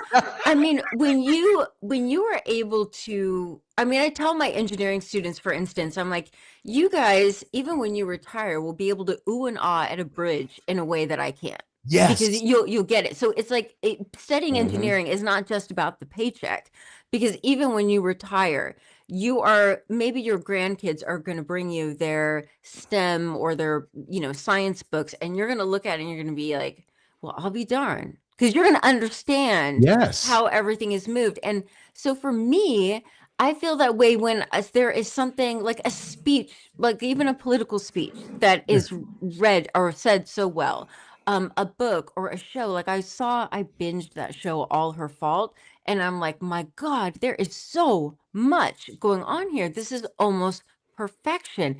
And that's the joy, because I understood what they were doing. And then you also respect other people's wisdom in a way. Like that's when you think, then you have this awe of other people when you see it's not even your area of expertise at all, but you recognize that. And that's also a joy. Yeah. We got Petra coming in. Gwen says, fantastic point, GD, Gwendolyn Dolsk. Is it Dolsky or is it Dolsk? It's Dolsky. Dolsky, awesome. Not all, and he says is not all opinions are created equal, and not all opinions should be equally valued. Not everything that can be counted counts, and not everything that counts can be counted. It's maybe some cliches wrapped in that, but it's truth, isn't it? Like there's truth in that, very much so. Well, we just started a class yesterday, and it was a critical thinking class, and I gave the analogy of thinking as it's an activity. It's not just that the stream of consciousness that's going on in your head. It's something that takes effort. Yes. Yeah. And it's also a physical activity, which sounds bizarre because we're not used to understanding thinking as a physical activity. So I said, look, this is how I wrapped my mind around it. Think about a runner. Running is the activity and is all contingent on what? Lungs, legs, Yes. heart. Yes. The stronger those physical things are, then it will be expressed in the running. And thinking is the same way. Thinking is the expression of the strength of the neural connections in your brain. And we all feel this. If you've ever learned a second language and then you stop practicing it for a while, it takes a while to recall the words. And that's because you've weakened the neural connections. Just like a runner who stops running, they weaken that physical reality Yeah. and then the expression. So at any rate, that thinking is the expression of this intentional, connecting of your brain, of your brain cells, and strengthening it. So the more you do math, the more you do puzzles, the more you speak another language, the stronger it gets, and you're a better thinker. And and we can just prove it. Like if Martians were to land and to say, show us the best that you've got, what is the best that humanity can do? Who would we give them? Not for anything weird, but like, who would we show off as being like, yes, this is our best human? And you think of people like Da Vinci, you can think of Mozart, you can think of Einstein, Newton. And this is all to demonstrate that, yeah, not all thinking is the same. There are people who really are extraordinary because they practice and they're dedicated. I love the right use. You hit the word around the head. It's practice. Whatever we practice, we get better at. And if we don't practice thinking, our thinking skills diminish. Yeah. There are some days, Gwendolyn, so we're building this morning show, this platform from scratch. There's some days I go, quote unquote, home to bed. I am physically exhausted because I've been thinking all day. Thinking and putting my brain to work. So when you talk about that, I can relate to that very much. So that there's a process involved with thinking and physically exertion. It's not just it's looped into intention, isn't it, Gwendolyn? It's thinking is intentional. When you're intentionally thinking, that there's a difference in that, isn't it, Gwendolyn? Yeah, like go ahead and sit down and read a book. Like I would even suggest. Well, I mean, I'm such a book nerd, but I have to recognize not everybody else. That's the thing. But I would even suggest, pick up a book that is written by the author is outside of your comfort zone. Maybe they are of a different area of the world or of a different religion or, something along those lines so that you have access or a window to another type of thinking. And then that always expands your thinking. That's one way. Go ahead and pick up something difficult and then you can, read smut. But like first, let's start with maybe a little bit of Dostoevsky or something like that. Like try to work your brain, but you do need to seek out different points of view every time you go outside of your comfort zone. Like me even saying I like Neil deGrasse Tyson. I don't understand. I pick up maybe 2% of everything that he is saying, but I still enjoy it because I'll return to it because it's so far outside of my comfort zone. So it keeps me on my toes. Yeah. Gwendolyn, you teach a course on philosophy of sex and love, and you've discussed the intimacy recession. Yesterday, we have a regular co-host on our show called No Safe Words with Brianna Bass. And what are you seeing in your classroom about how? And real quick, that segment is basically she's a sexologist, so you understand. Yes, thanks, Johnny. Yeah. So what are you seeing, in your classroom about modern dating, technology, hookup culture, and how is it affecting people's ability to form meaningful connections in today's day and age? So I see a big rift and I still have to figure out if I am acting like an old grumpy Gen Xer and just like kids today, or if it really is a problem. You know what I mean? Like I have to figure it out because their way of flirting, for instance, is liking 3 different images, like 3 was so the magic different number. than You what like we're 3 used images to on Instagram. Yeah.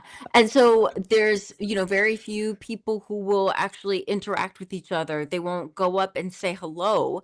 And so they'll just use the online space. And this has been happening for a long time too. yeah. And there's also people talking, so I'll go to relationships, but people in education or in academia are talking about the issue with students and you need to meet them where they are. And one of the things though is that they have been raised where everything is available. Yes. Everything can come to them. And we've gotten into the habit of that. Like, I'm hungry. Okay, DoorDash, bring it to me. I want this. Amazon, bring it to me.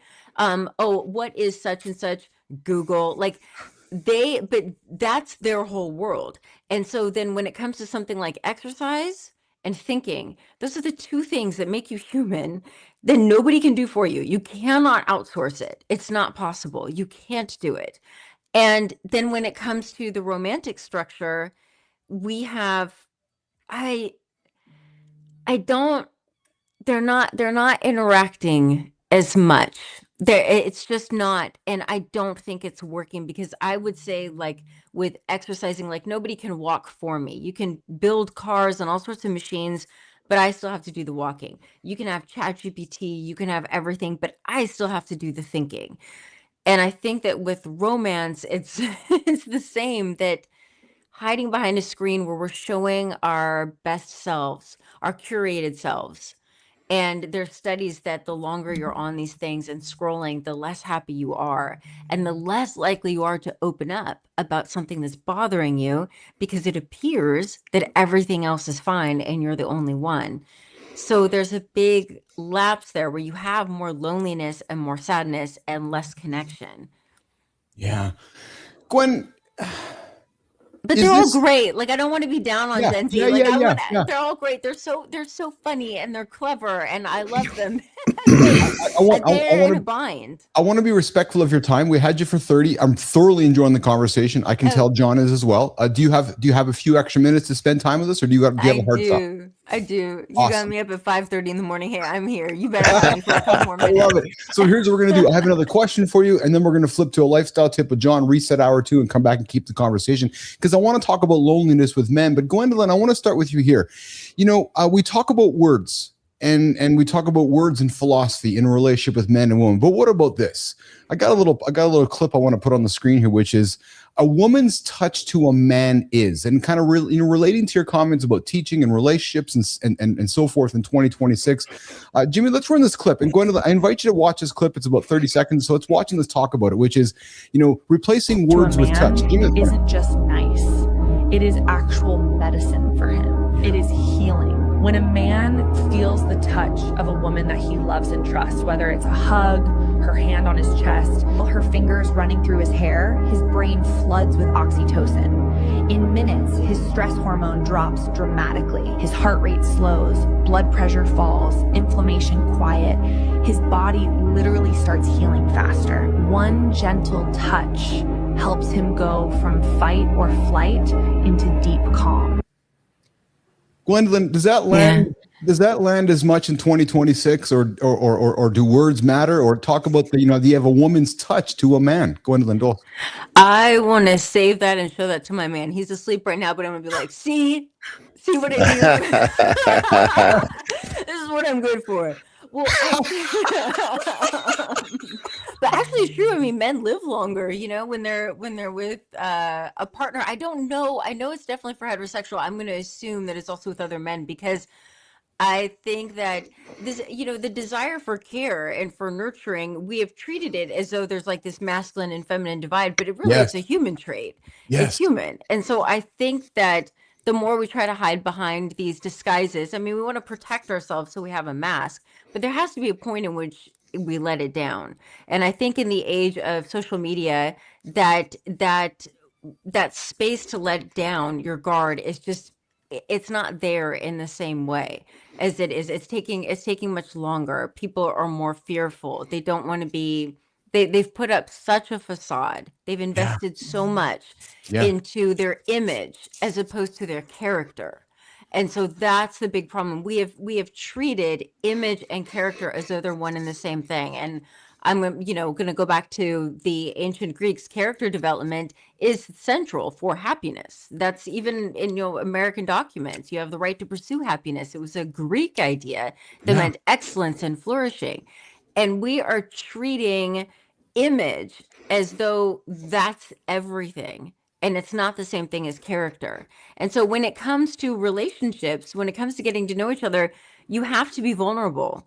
And we don't want to be, like I said, we've always been protective, but what social media has done for relationships is that it has it's given us a way to avoid vulnerability even more. Right? Like having a friend check out what you text before you send it, like doing a whole internet search on somebody before you date them. You know, there was a point where you'd go out on a date with somebody and that would be the first time you'd get to know something about them. Yes. Like, that's just crazy to me. Now you do all these internet searches.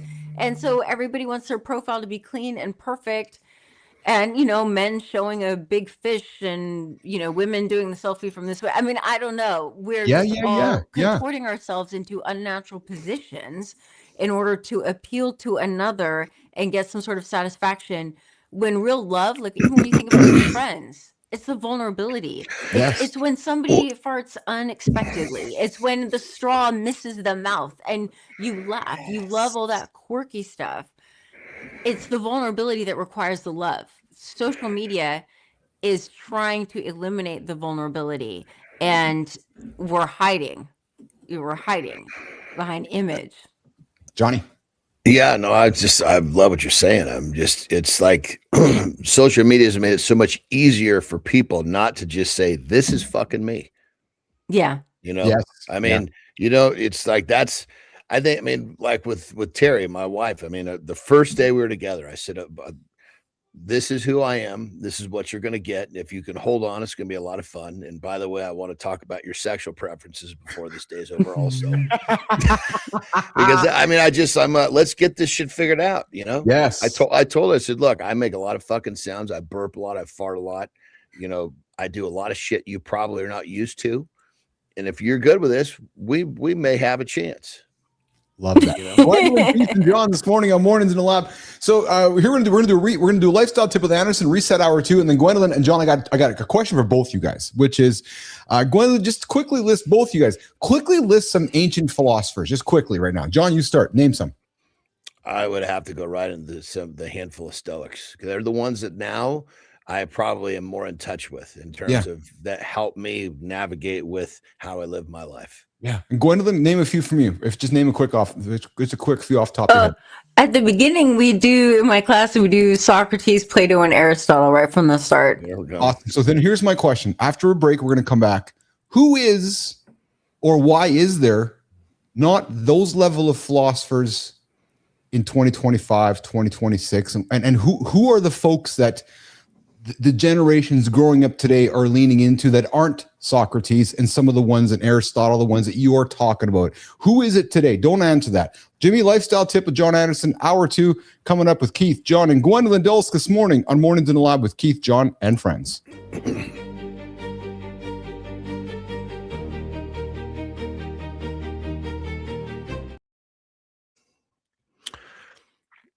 All right, let's talk about the most powerful thing that you have in your arsenal to live a happy life, to live the life you want. The list goes on. What am I talking about? I'm talking about you honoring the word to yourself, you honoring your promises, when you say you're going to do something, to do it. I'm trying to spit this out as many ways as I can because I want this to be digested. If you say you're not going to hit the snooze tomorrow, and you hit the snooze, you've just broken the cardinal rule, because it's easier to break that promise to yourself or hold the word to yourself, honor what you say you're going to do. It's easier to break it and screw this up every time you do it. So you just got to start small. Take a deep breath and say, okay, today I am going to put 3 simple promises on the table and I'm going to uphold them. And every time you do it, well, number 1, it feels good. Number 2, your brain will start to program itself to look for more of that. But that's a whole different topic. But what I'm getting at is this. You're on one side of the fence or the next. You're either creating a better relationship with yourself to own the word, to own your promises, or you're on the other side where you fucked this up so many times, it almost doesn't make a difference what you say you're going to do because you never fucking do it. And the majority of people, unfortunately, live on that side of the fence, and they can't figure out why they're so fucking bummed out, why they're not getting what they want. And, you know, A lot of these people end up in a victim mentality. Oh, the world is not nice to me. Why can't people be nice to me? That I listen. Horse shit. Start honoring what you say you're going to do. And this will change your life. Because one more thing I want to say about this. If you don't honor what you say you're going to do you think other people fucking believe? Do you think when you say you're going to do something for someone else, but they watch you not do it for yourself, do you think that they're going to believe that? Or you, the guy that every time something comes out of your mouth, it gets done? That's the pillar that people want in their lives. So think about this. Which side of the fence are you on? And are you getting better or getting worse at keeping the promises you make to yourself? Rock and roll.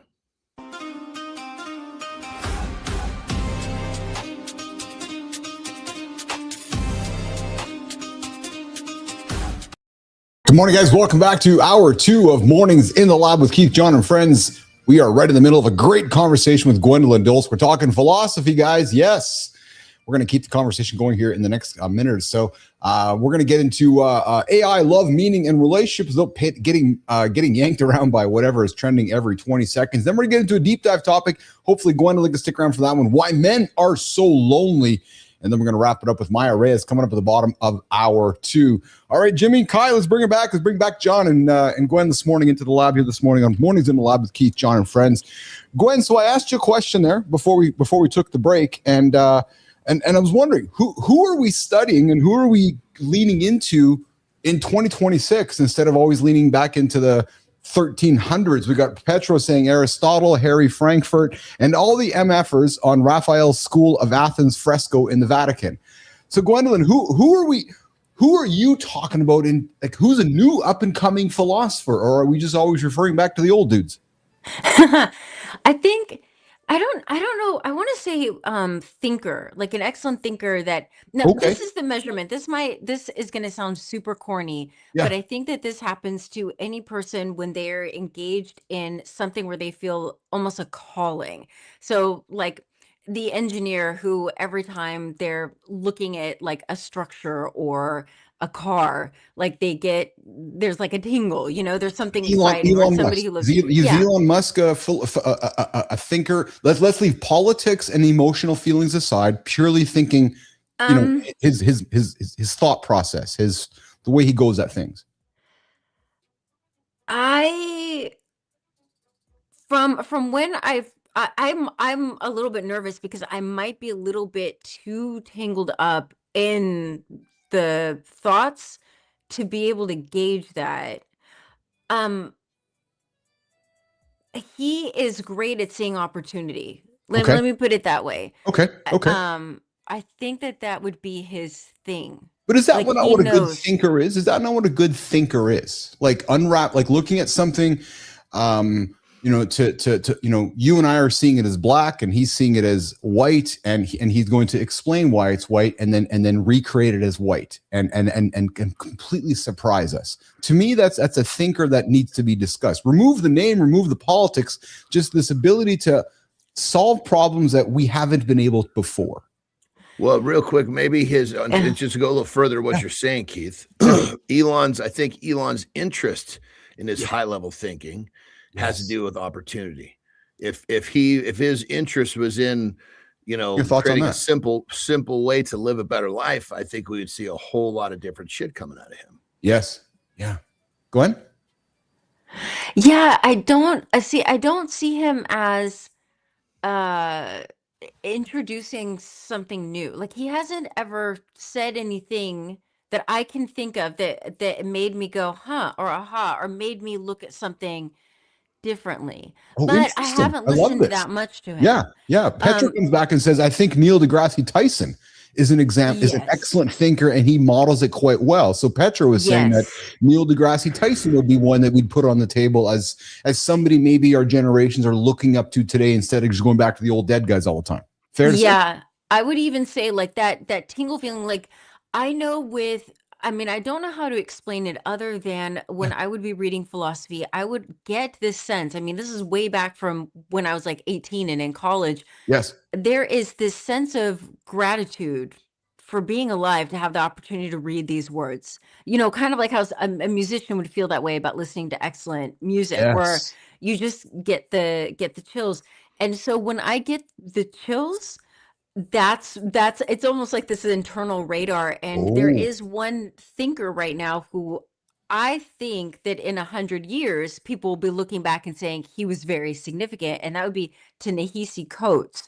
So when Oh. I've read his stuff, Beyond the World and Me, and his work in the Atlantic, there is something about the beauty of his prose and the clarity of his thought that he's an extraordinary thinker to me. I think he's a really, really important. I get the chills because I look at, like I said, even the prose, and I'm like, man, this guy has got quite a brain on him. It's beautiful. His writing to me is beautiful.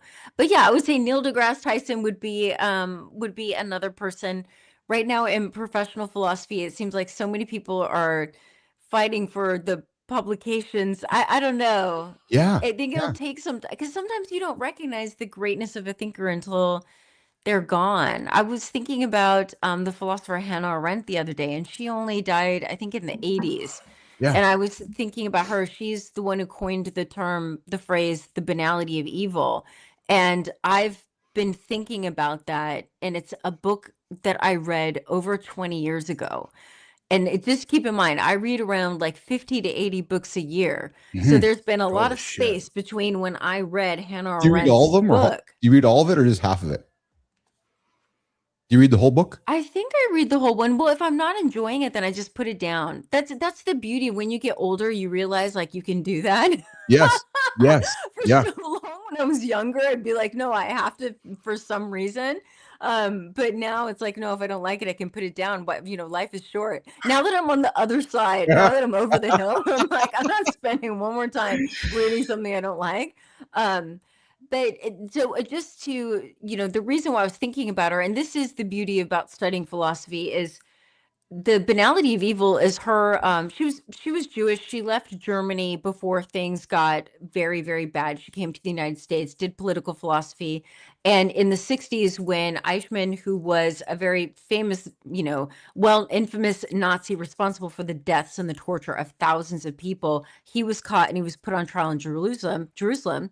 And she, I believe it was like working for the New York Times. She actually worked almost as a reporter to cover it. And there's this moment in it when the banality of evil to me feels like an aha moment that is devastating.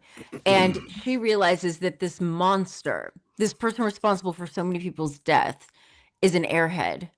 When he gets on the stand, she says he only speaks in cliches, or he repeats himself to the point where everything becomes a cliche. And just this sinking moment of realizing that the monster is dumb. And that's what allowed. And I've been thinking about that. I think, maybe in the context of some not so great things that have happened in the news, of that we need to be like, it's not funny anymore when people are dumb. Like I'm starting to feel like we have when the trauma is over and the dust settles, we are going to have a very serious conversation in this country about what are we offering to our communities for them to enjoy their lives? What kind of thinking, what kind of exposure, what are we doing? Because what's going on right now is an American product, and we cannot forget that. You can't just sit back and, just make a TikTok about how pissed you are. You have to accept that we're in the face of an American product. And once the dust settles, we're going to have to really examine what are we doing with our communities to support each other.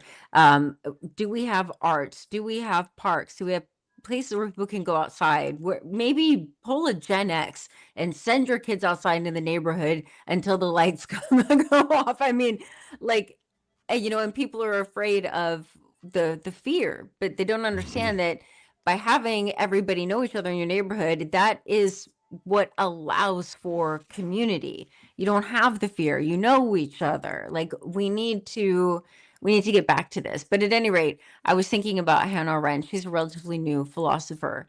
And the banality of evil. Yeah. John offers up Carl Sagan and Brian Cox, but not primarily philosophers. And I'm thinking he's referring to Brian Cox, the actor, is who I'm suspecting he's thinking. And some would even say Matthew McConaughey is a deep thinker that offers things that are quite to people as well. Hey, listen, but before we get into, I want to get into why men are so lonely, and I have that conversation with you as well in a second here, Gwen. But before we do that, what keeps you up at night? What you teach AI consciousness. Perimenopause.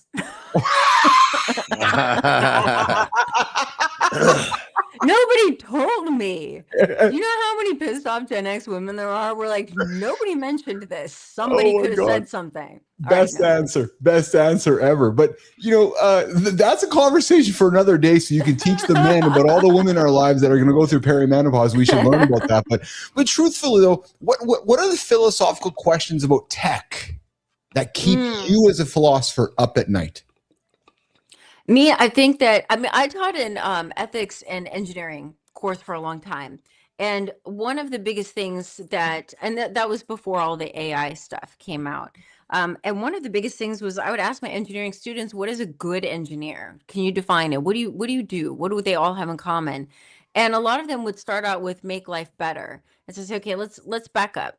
We have to have an understanding of what life is before we can say we're going to make it better. So if I were to say, I'm going to make my iPhone better, that presupposes that I know exactly how it functions now before I can make it better. And so the engineer, which seems like it would be so removed from philosophy, but when you think about it, they are making a decision about what is, or a vision of what would make life better. So what makes us human in the first place? And then from there, you can kind of gauge. So I would say long distance movement and critical thinking, laughter, connection. So if you are inventing something that interferes with that, I don't think it's good. I don't think it's a good one. I think that's the measurement. And so one of the things when it comes with AI and these chatbots and technology is that we are really seeing something that is interfering with our capacity to be human. Like my dishwasher doesn't do that, because the dishwasher doing the dishes does not interfere with my humanness at all. But anything that is interrupting my capacity for thinking, my capacity to connect, me doing long distance movement, then that is a problem. And so I'm seeing this acceleration with ChatGPT and AI. Well, it's like you're saying about the idea of having a community where everybody knew each other.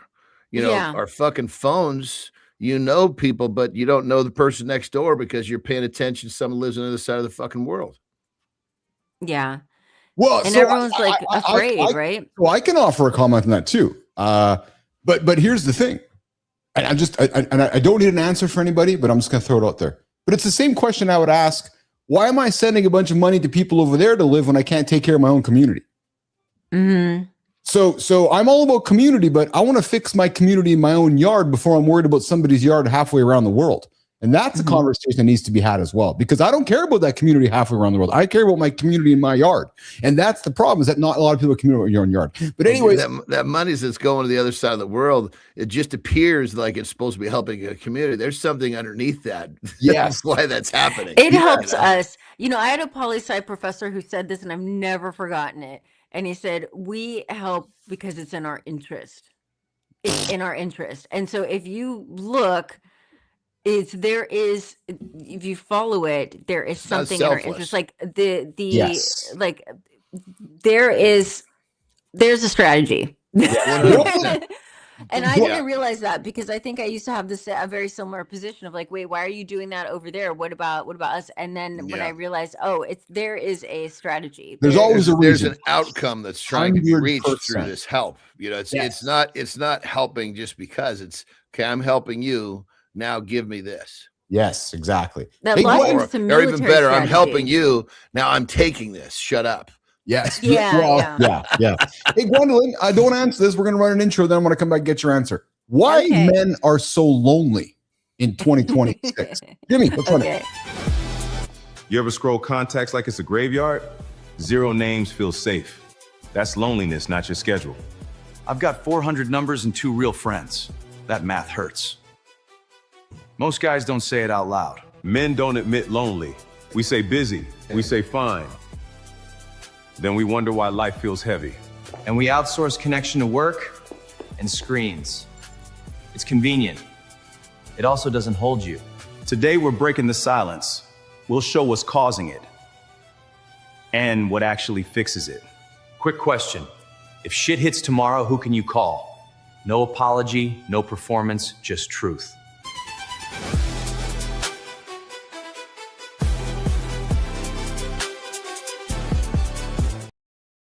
Hey, Gwen, on paper, men aren't always lonelier than women, but in real life, a lot of men are walking around with fewer friends, weaker support, and no one they actually talk to. Why do you think men are more lonely than ever, Gwendolyn? Yeah, okay, so there's like three big people who have written about this who could not be more different politically. And they have come to very similar conclusions, which I have found fascinating. There is a feminist journalist, Liz Plank. She wrote a book called For the Love of Men. Scott Galloway, the entrepreneur, economics prof, just wrote a book on men. He's been doing a book tour. And then you've also got the conservative senator from Missouri, Josh Hawley, who wrote a book on manhood. And I read all three.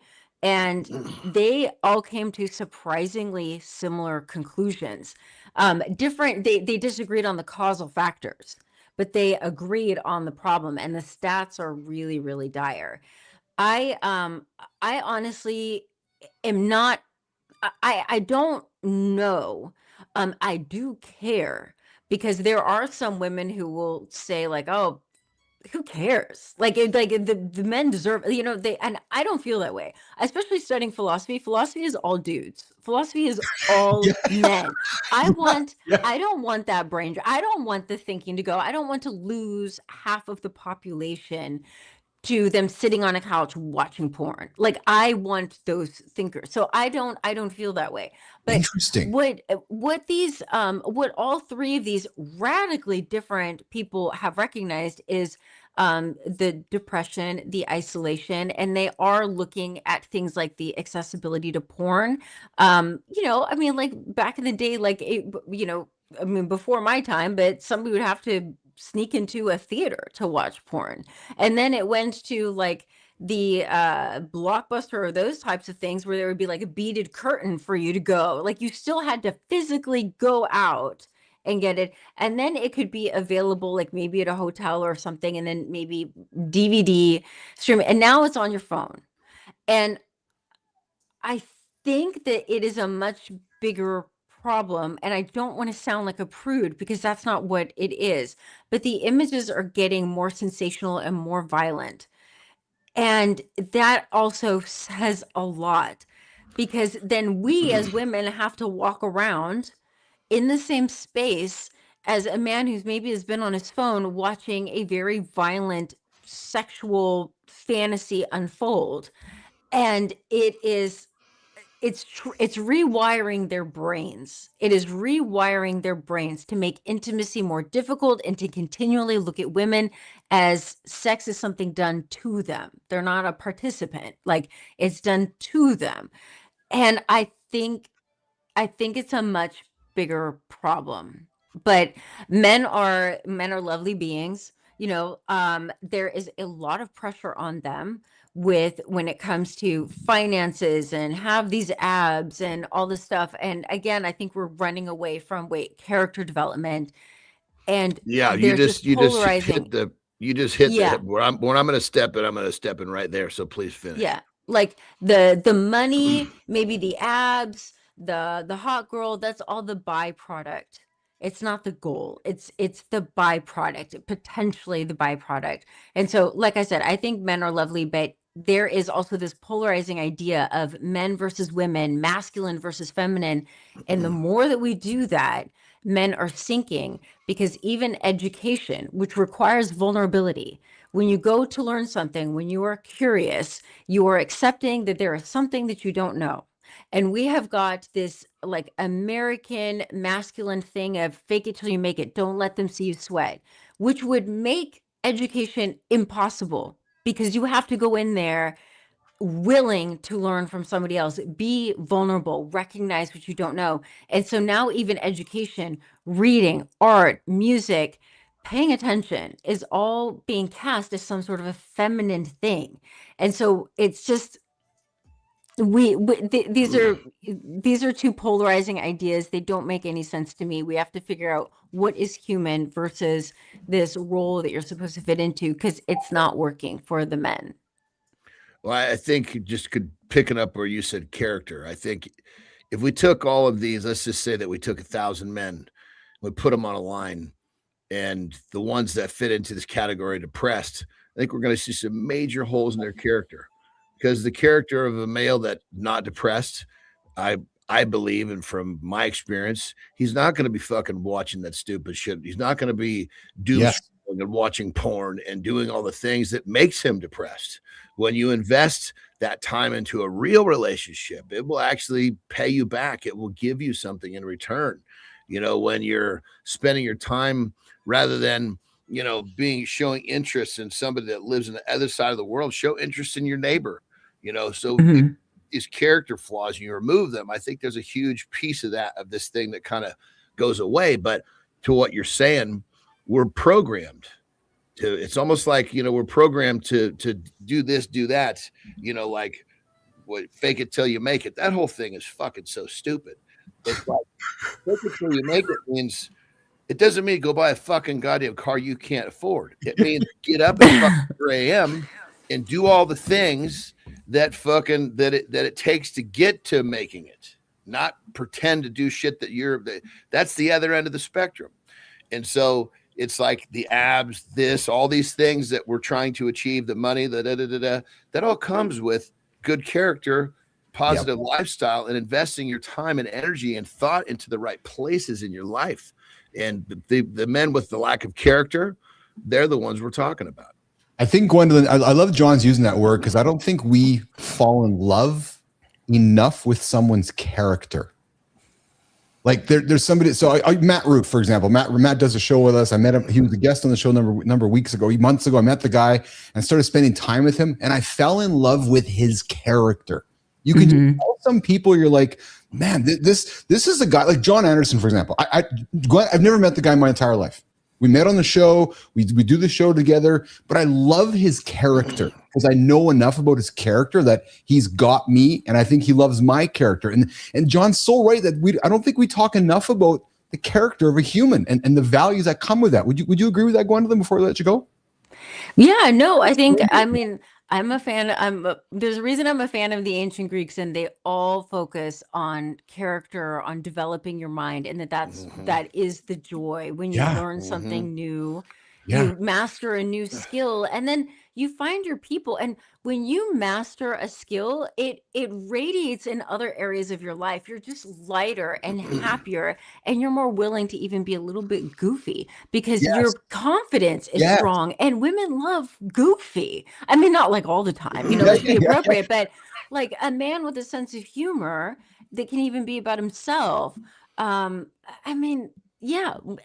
you're able to do that when you feel secure, because it's like you just figured something out that was hard and you did it. And then you can go and be joyful and play. But also, I would just want to say for the men, be careful who you're getting your advice from, because a lot of these dudes who are giving this advice, they don't have women. They don't have, I mean, they maybe have like a one night, but they don't have real companionship. And that's something that's important for men and women. I mean, I'm not down with the war of the sexes. I'm like, men are lovely. I want to fix this, but I think the men also have to step in, like the men who know character development, and be like, go figure out a puzzle, go for a run, read a really great book, fall in love with a piece of music, and then go seek out the girl. But don't be an asshole, like, anyway, but that's it. But character development, I think that's the key to happiness. Dr. Gwendolyn Dolsky, professor of philosophy at California State Polytechnic University. She's an author of 2 publications. Gwen, totally outside my own area, but I'm going to try to read 100%, Johnny, 100% of Gwendolyn Dolsky's more than a windshield wiper analysis of Flash and Genius. And Gwendolyn, we joke because Dr. John Petruccelli, who's a host with us, he only reads half of people's books. So, no. He only reads half of people's books if he doesn't like them. Yes.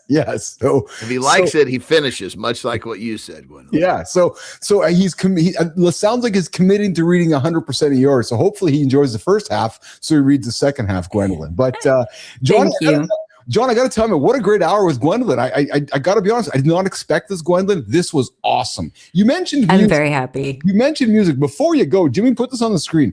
Check this out. You mentioned music. You mentioned your Gen Xer. Guys, did you know that these all came out within, I think it's actually same year. 6 months, actually. Hold on. Yeah. 44 days of each other. Look at how legendary. Like, look at that music in terms of cultural influence. Within 44 days in 1991, Metallica, the Black Album, Pearl Jam 10, Guns N' Roses, Use Your Illusion, Red Hot Chili Peppers, Nirvana, Nevermind, and Soundgarden. 44 days. Like, look at that stack of culture. Like, that's just crazy to me when you look at that, because I know was a freshman. That was my freshman year of college, right there. Yes.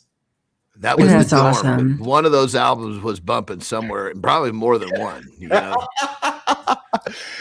That's incredible to me. So, Gwendolyn, before you go, I love it. Do and connect with you and engage with you when you come back and hang with us again sometime.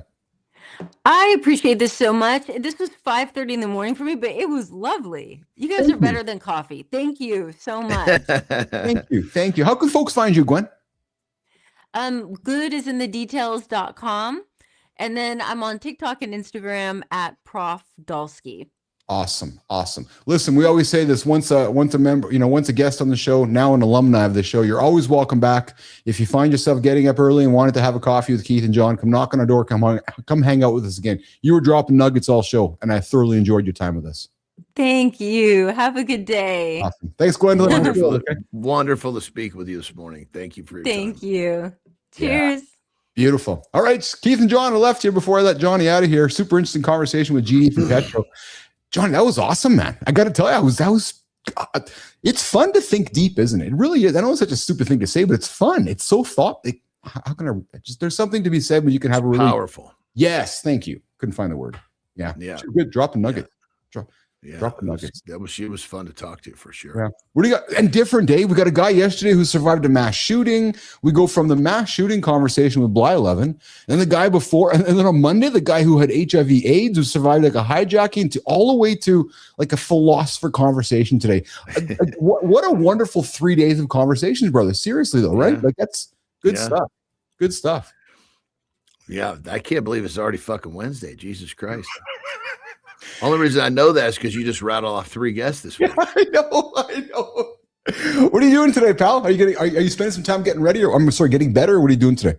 Yeah, I'm gonna try to. Yesterday I had to push a lot of stuff off. I was just not in. I had a task, and I was like, I'm not getting this done properly. I was struggling mentally. So I was like, I need to. The things that I do, I'm gonna end up having to do again. So let's just push this shit off. So I got I'm very, very mild with physical activity. Just try to get caught back up with the stuff I missed yesterday. Yeah. It's just me and the dogs here because my lovely wife and bonus child are down in Mexico. So I'm just me and the dog routine, Johnny.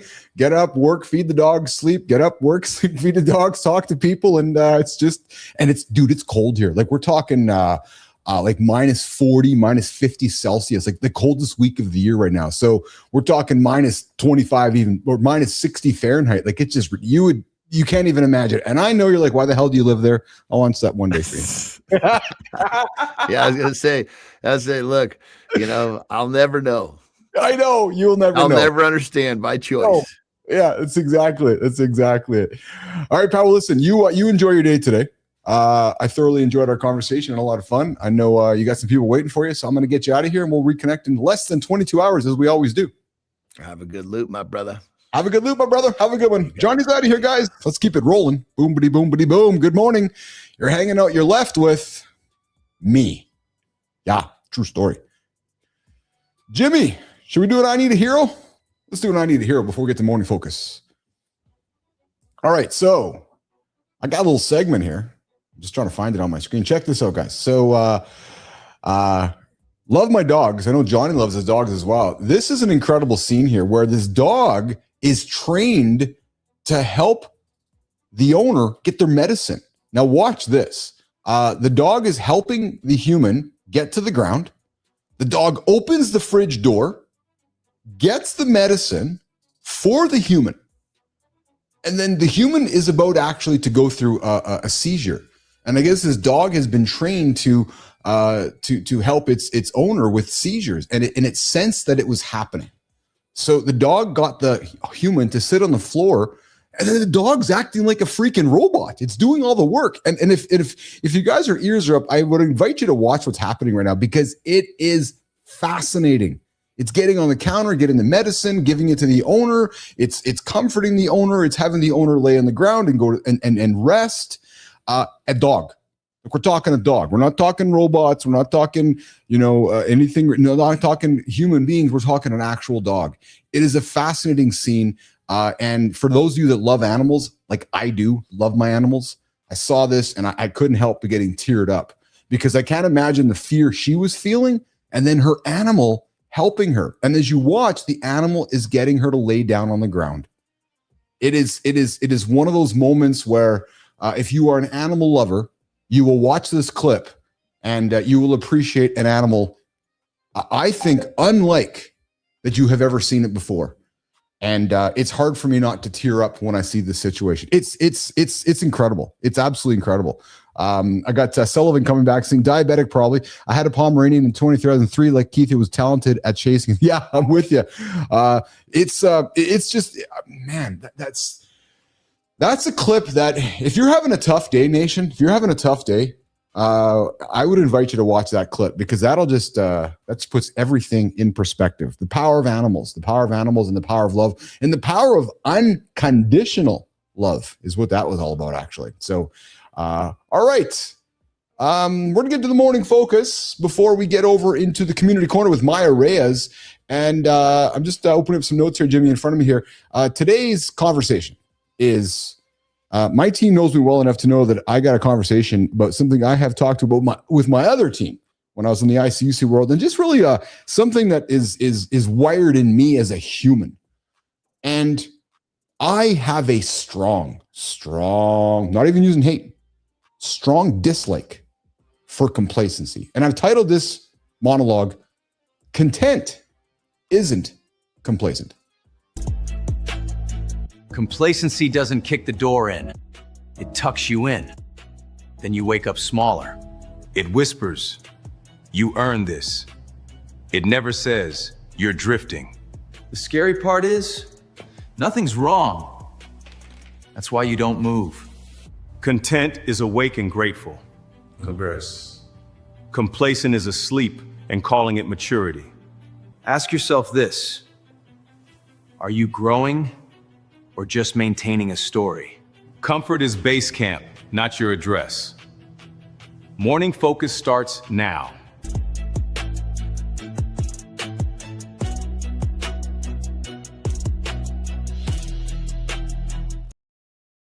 This one's a good one for me. This is a good one for people listening. This is a good one for folks that want to get out of the audience and onto the stage. True story. True mother story. When folks think it's done, it's actually not done. You just started.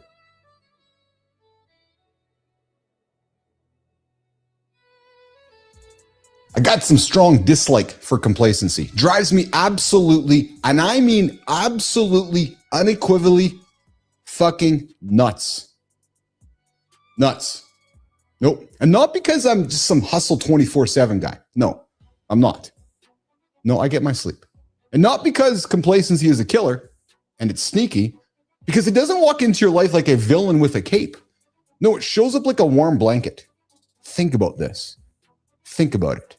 It sounds like, well, you've earned this. Oh yeah, I got the transition done. It's good enough now. I don't want to rock the boat. I don't want to make another one. No, this is good. We'll just maintain it. It's good. No, it's great. It's fine. It worked yesterday. Why would we do it again tomorrow? Well, but Petro, we won the race. Like, we've won. We fucking won the Stanley Cup.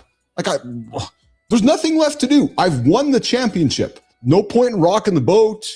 Because there's nobody. I'm the first guy here. I'm in front of the line. Yeah? Good for fucking you.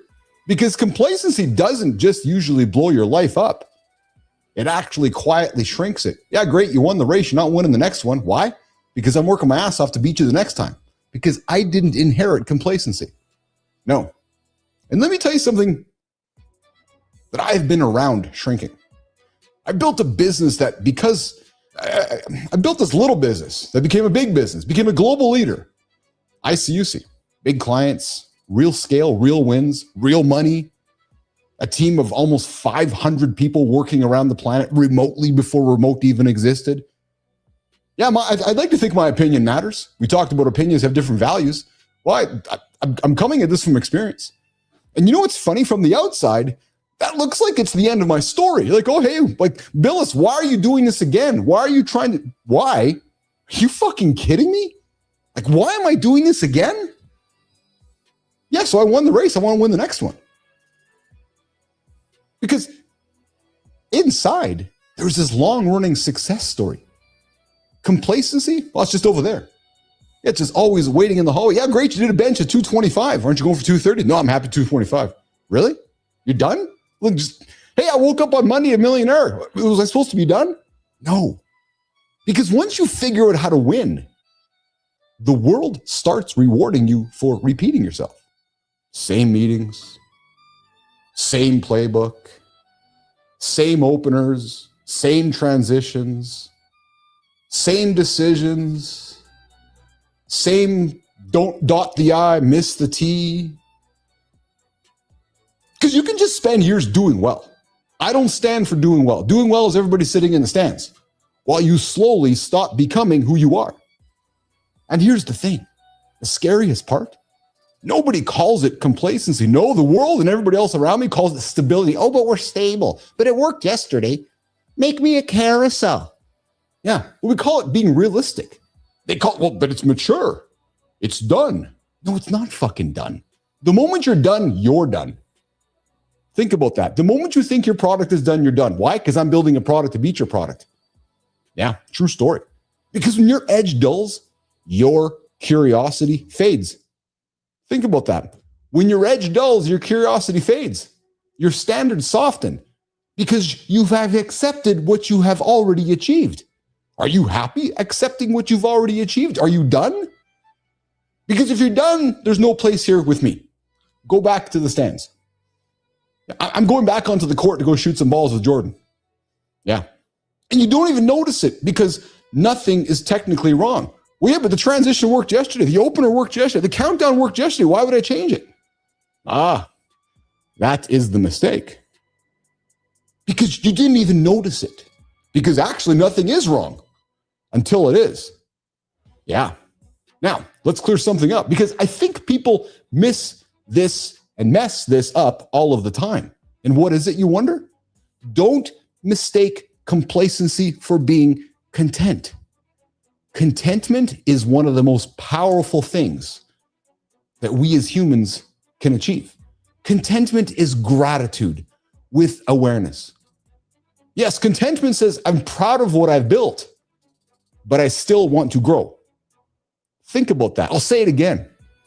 I'm proud of what I've built, but I still want to grow. I'm proud that I won the championship, but I want to win it again. I'm proud that this show was good, but I want tomorrow's to be better. I love my life, but I'm not done becoming. Just because Friday is over, Monday's around the corner. And if there's anything this show has taught me, and I just get so passionate that I wish others could experience this daily rhythm of gratitude and then keeping the hunger alive. That's why we are winning. That's why we are on our way to continuing to win.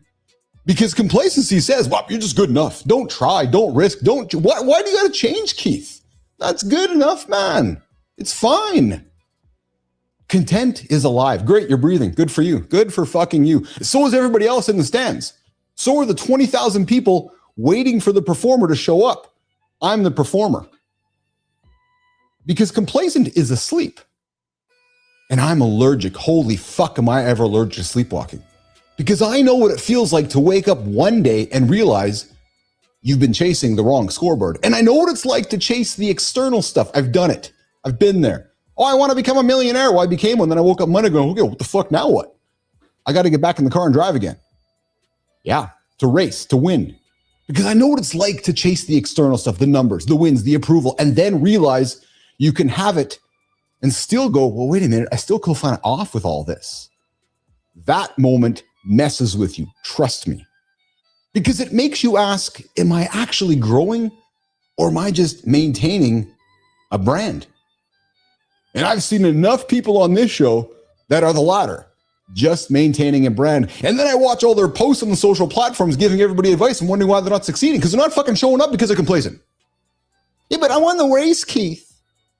Make me a carousel. Yeah, great, you won the race. What are you doing for the next one? Are you building a life or are you protecting your story? That is where I started rewiring how I live and how I lead. And that's where the business athlete mindset came from. Not as a motivational poster. I am not here to fucking motivate you. No. Because if you think I'm here to motivate you with Jon, you are on the wrong show. You are part of the wrong team. No, because I'm not here as a motivational poster, more like a refusal to let comfort turn into drift. Because complacency, it's not just doing nothing. It's actually lowering the bar. Think about it. It's actually lowering the bar so slowly that you call it normal. Let's say it again. When we become complacent, we lower the bar. Well, I won the race. We run it again. And then one day you don't win. Well, what happened? We're not winning the race anymore. It's because you become complacent. It's because you've lowered the bar so slowly you didn't even notice it that you called it normal. Well, yeah, but that worked last week. Good for fucking you. That was last week. Yeah, I went to the gym last week too. It's staying quiet when you have something to say. And if you know me well enough, that's not the world that I want to live in. Nope, not at all. And it's waiting to be picked when you were built to build. It's watching your own potential from the stand. It's watching your own potential from the stands. Like you're a spectator in your own life. And oh my goodness, do I see it everywhere. I see it in the leaders who come on the show who stop learning because they got the title. Well, yeah, but Keith, I got the PhD. Good for you. Yeah. Yeah. Living with your letters. And I see it in the relationships where people stop trying because they got the ring. And I see it in bodies that slowly break down because, well, I'm not 25 anymore. Why would I go for a walk? Well, yeah, because you become complacent. Well, I'm on the other side of the planet now, so why would I do it? Yeah. And I see it in creators who stop shipping because they're afraid that their next thing won't match their last thing. Yeah, I'm afraid of that. It's my fear of failure. I talked about it a couple weeks ago on the show. I'm not driven by success. I'm driven by my fear of fucking complacency. I am not a complacent soul, and I don't want anybody around me who's a complacent soul because complacency is a slow leak. And then one day you look up and you're like, oh, how did I get here? I used to be dangerous. So here's my line in the sand. If you feel yourself getting comfortable, awesome. Good for you. Enjoy it. Appreciate it. Celebrate it. Be comfortable sitting up in the stands with your ticket to the arena. Be comfortable being like everybody else. Be comfortable swimming in the same direction as everybody else, but don't live there. Don't. Use it as a base camp, not a permanent address. Because contentment is the moment you breathe and you say, this right now, this moment, what I'm doing right now, it matters. But complacency is the moment you exhale and then never inhale again. Think about this one. Complacency is the moment that you exhale and then you never go inhale again because you've won. So if you're listening to this and you've been telling yourself, well, maybe I'll do it later. Maybe next month. Maybe when things calm down, I'll have time to do it. Well, I'm sorry to say it, guys, but that is your complacency talking. I can't even remember the last time I looked in my own mirror and said maybe later. Or maybe I'll do it next month. I don't even know if maybe is part of my vocabulary. Or maybe when things are never going to calm down. Because when things calm down, that's the complacency telling you that things are going to calm down. But complacency will take your future and sell it back to you as nostalgia. And as you heard, or may not have heard, Carney, Prime Minister Carney of Canada yesterday say, nostalgia is not a strategy. Something to be said for that. Because nostalgia reminds you of the complacent state that you are in. Well, but it worked yesterday. It's worked for the last 80 years, Keith. Why does the world got to change? Yeah, because the world's become complacent. And complacency will take your future and sell it back to you and pretend it's nostalgia. Oh, but I want to be like it was. Make me a carousel. I just wish it was like the olden days. I'm tired of the fucking olden days. Tired of people just wanting it to be like it was. Let's move forward. Go win the next race. Because complacency won't happen on my watch. Not in my life. Not for my kids. Not for this show. Not in this community. This community is anti-complacent. So, I got an invitation for you, as I like to say. Stay grateful. Stay grounded. Be content. And nation, I'll tell you this. I had to learn how to be content. I was never complacent, but I had to learn to be and act and understand what being content was and accepting the gratitude of being content. Because I've never gone to sleep, but I'm inviting you, don't go to sleep. Because complacency isn't peace. No, it's your slow death. It's a slow, quiet reminder and a slow, quiet surrender. And I don't know about you, but if you put all the time in to win the race, if you put all the time in to get to where you are, do you want to stay sitting in the stands? Because I don't know. I don't know if you came this far to just sit back now and coast. Don't be complacent. You haven't done shit yet and you're already tired. That's not laziness. That's resistance burning fuel early. Most men think exhaustion comes from work. It actually comes from arguing with yourself before you even begin. So you push harder, guilt yourself, and call it discipline. That loop quietly drains everything. Community Corner is about friction, shutdown, and pressure pretending to be strength. We're calling it out. So Chief, have you made that carousel yet? Let's hear today's stories.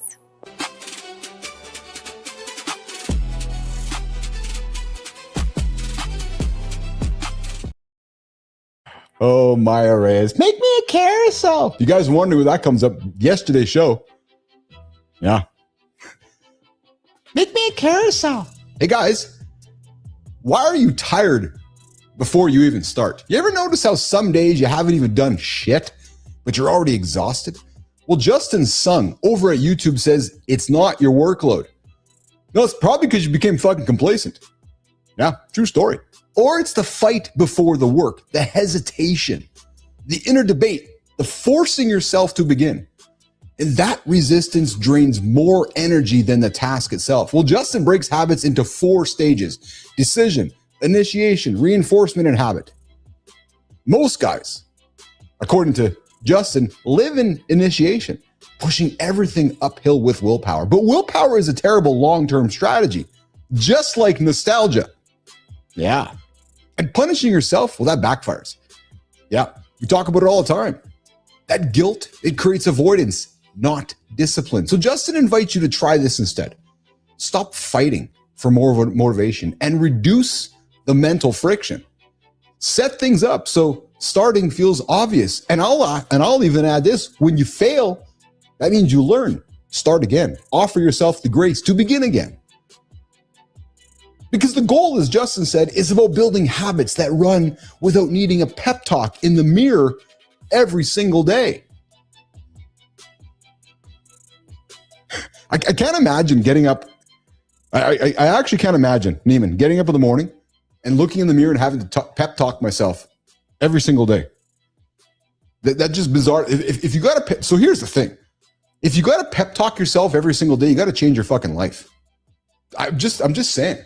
Like if you're like, oh my God, I got to get myself wired up for the day, you need to get a new job, a new life, or some new stuff.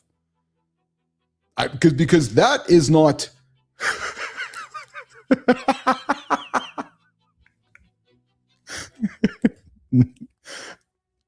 Neiman. Well, so yes, and Lauren is the same. So Lauren, I know you're listening. I pep talk myself out of bed. Yes. I know how it works, Lauren. Neiman, baby, it's time to get up. It's time to get up. It's time to get up. You know what it's like, Neiman. No? Snooze, snooze, snooze. But listen, but in all seriousness, if you have to get out of bed to pep talk yourself to run towards your life, it's probably time to start a new life. Because that's not the way to live. Over on Substack, we've got Claude Silver, VaynerMedia's chief heart officer, talking about most men don't quit because they're lazy. No, they quit because they've become fucking complacent. Yeah, it's true. They quit because trying stopped paying off. They learned helplessness. You give effort, nothing changes. You give more, still nothing. Eventually, your brain says enough. Well, you know, here's how I feel about that one. That it's just time to change. Yeah. Because Claude says that, the problem in the story that follows is this is how it is. I'm too old. I've already tried. I got no time for those kind of people. Nope. No time for those kind of people. I'm too old, really. Yeah, I saw an awesome, hey, Petro, ears up on this one. I saw an awesome clip of Anthony Kiedis, Red Hot Chili Peppers, just fucking busting it up backstage singing. We are never too old. No. You can't deny how hard things are. Sure, things are hard, but don't live on that old data either. With Claude's invitation over on Substack, he says, challenge that old story. Ask yourself this, is this belief on how things are now or how they were? And that goes back to the world we're living in right now. There's too many folks. I'm sorry, guys. I will get political for a second here. Too many of you guys are living like it's 30 years ago. I'm not asking you to like the decisions that are being made, but the world hasn't been working for a while, you guys. Heads up. It hasn't been working. So maybe we want to be thinking about new ways to live. Because the beliefs that we have might be rooted in yesterday, but they're not there anymore. It's time to pick up and move forward. Hey guys, over on LinkedIn, Edward Rainbow says, a lot of men say that's just my temper when they get upset. Ah, fuck, man. No, that's not taking responsibility, actually, because I've never used temper, but I know that in the past I have had a tendency to react instead of respond. And I've had to learn how to respond. But that's not a temper. No, that's just self-awareness. That's looking in your own mirror, like I like to say it, and owning it. So no, you can't just say, well, that's my temper. That's like saying, make me a carousel. No, this whole idea of that's just my temper is not owning your own mirror. Because yes, maybe chronic stress, poor sleep, hormone shifts, maybe some constant pressure. That's your body saying you're in survival mode. Because that anger will show up fast. It'll show up loud. It'll show up often. Not because of your personality, but because your system's overloaded. So Edward has an invitation for you. Edward says, stop making anger your identity. Could not agree more with that. Learn to regulate it first and then fix those inputs. Maybe, just maybe. It's pausing, slowing down, having some awareness, and learning how to respond instead of react. Hey, Maya Reyes, let's get me out of here. True story. If you heard yourself in this, that's not insight. That's a pattern showing up again. It usually sounds like, I know what to do, followed by never starting and feeling pissed at yourself. That's the spiral. That gap is where energy leaks. Not because you're weak, but because you're fighting the wrong part. Once you see that clearly, you can't unsee it. That's why this stuff matters. The question is, are you going to do something about it this time? That's it for Community Corner, fellas. See you next time.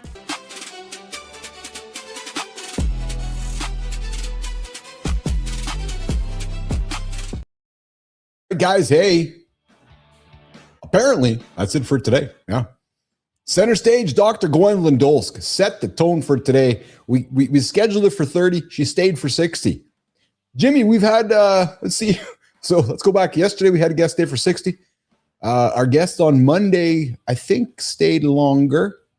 Yeah, we can't say it out loud because if we didn't invite the guest on Monday to stay longer, they might feel offended because we asked the second two guests to stay for 60.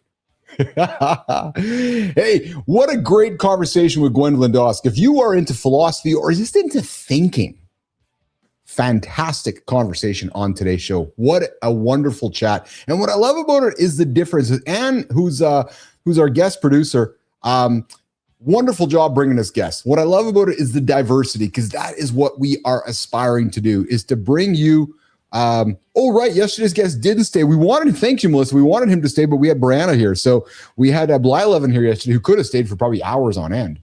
But we talked about how to think clearly in 2026, how to live a good life when everything is loud, automated, and optimized for distraction, because it is optimized everywhere for distraction. And we talked not about philosophy as theory, but as philosophy as a way to stay grounded, to make better decisions, and to stay human in a system that's constantly pulling at your attention. Then we went straight into the deep dive on why men are so lonely. Gwendolyn stuck around for that conversation with myself and John, and we talked about how loneliness doesn't always look like sadness. No, it often looks like being busy, productive, surrounded, and still disconnected. And we lean into the character of men. And then our morning focus had a candid conversation about how content is not complacent, where we often confuse the two. And I'll remind you, just because you won today doesn't mean you're done. Just because you won today probably means you're going to lose tomorrow. And then guess what? Today's win means shit. It's like golf. You know, it's actually probably one of the best examples is golf. Great, you had a good drive. Your second shot sucked. Yeah, well, your drive means dick.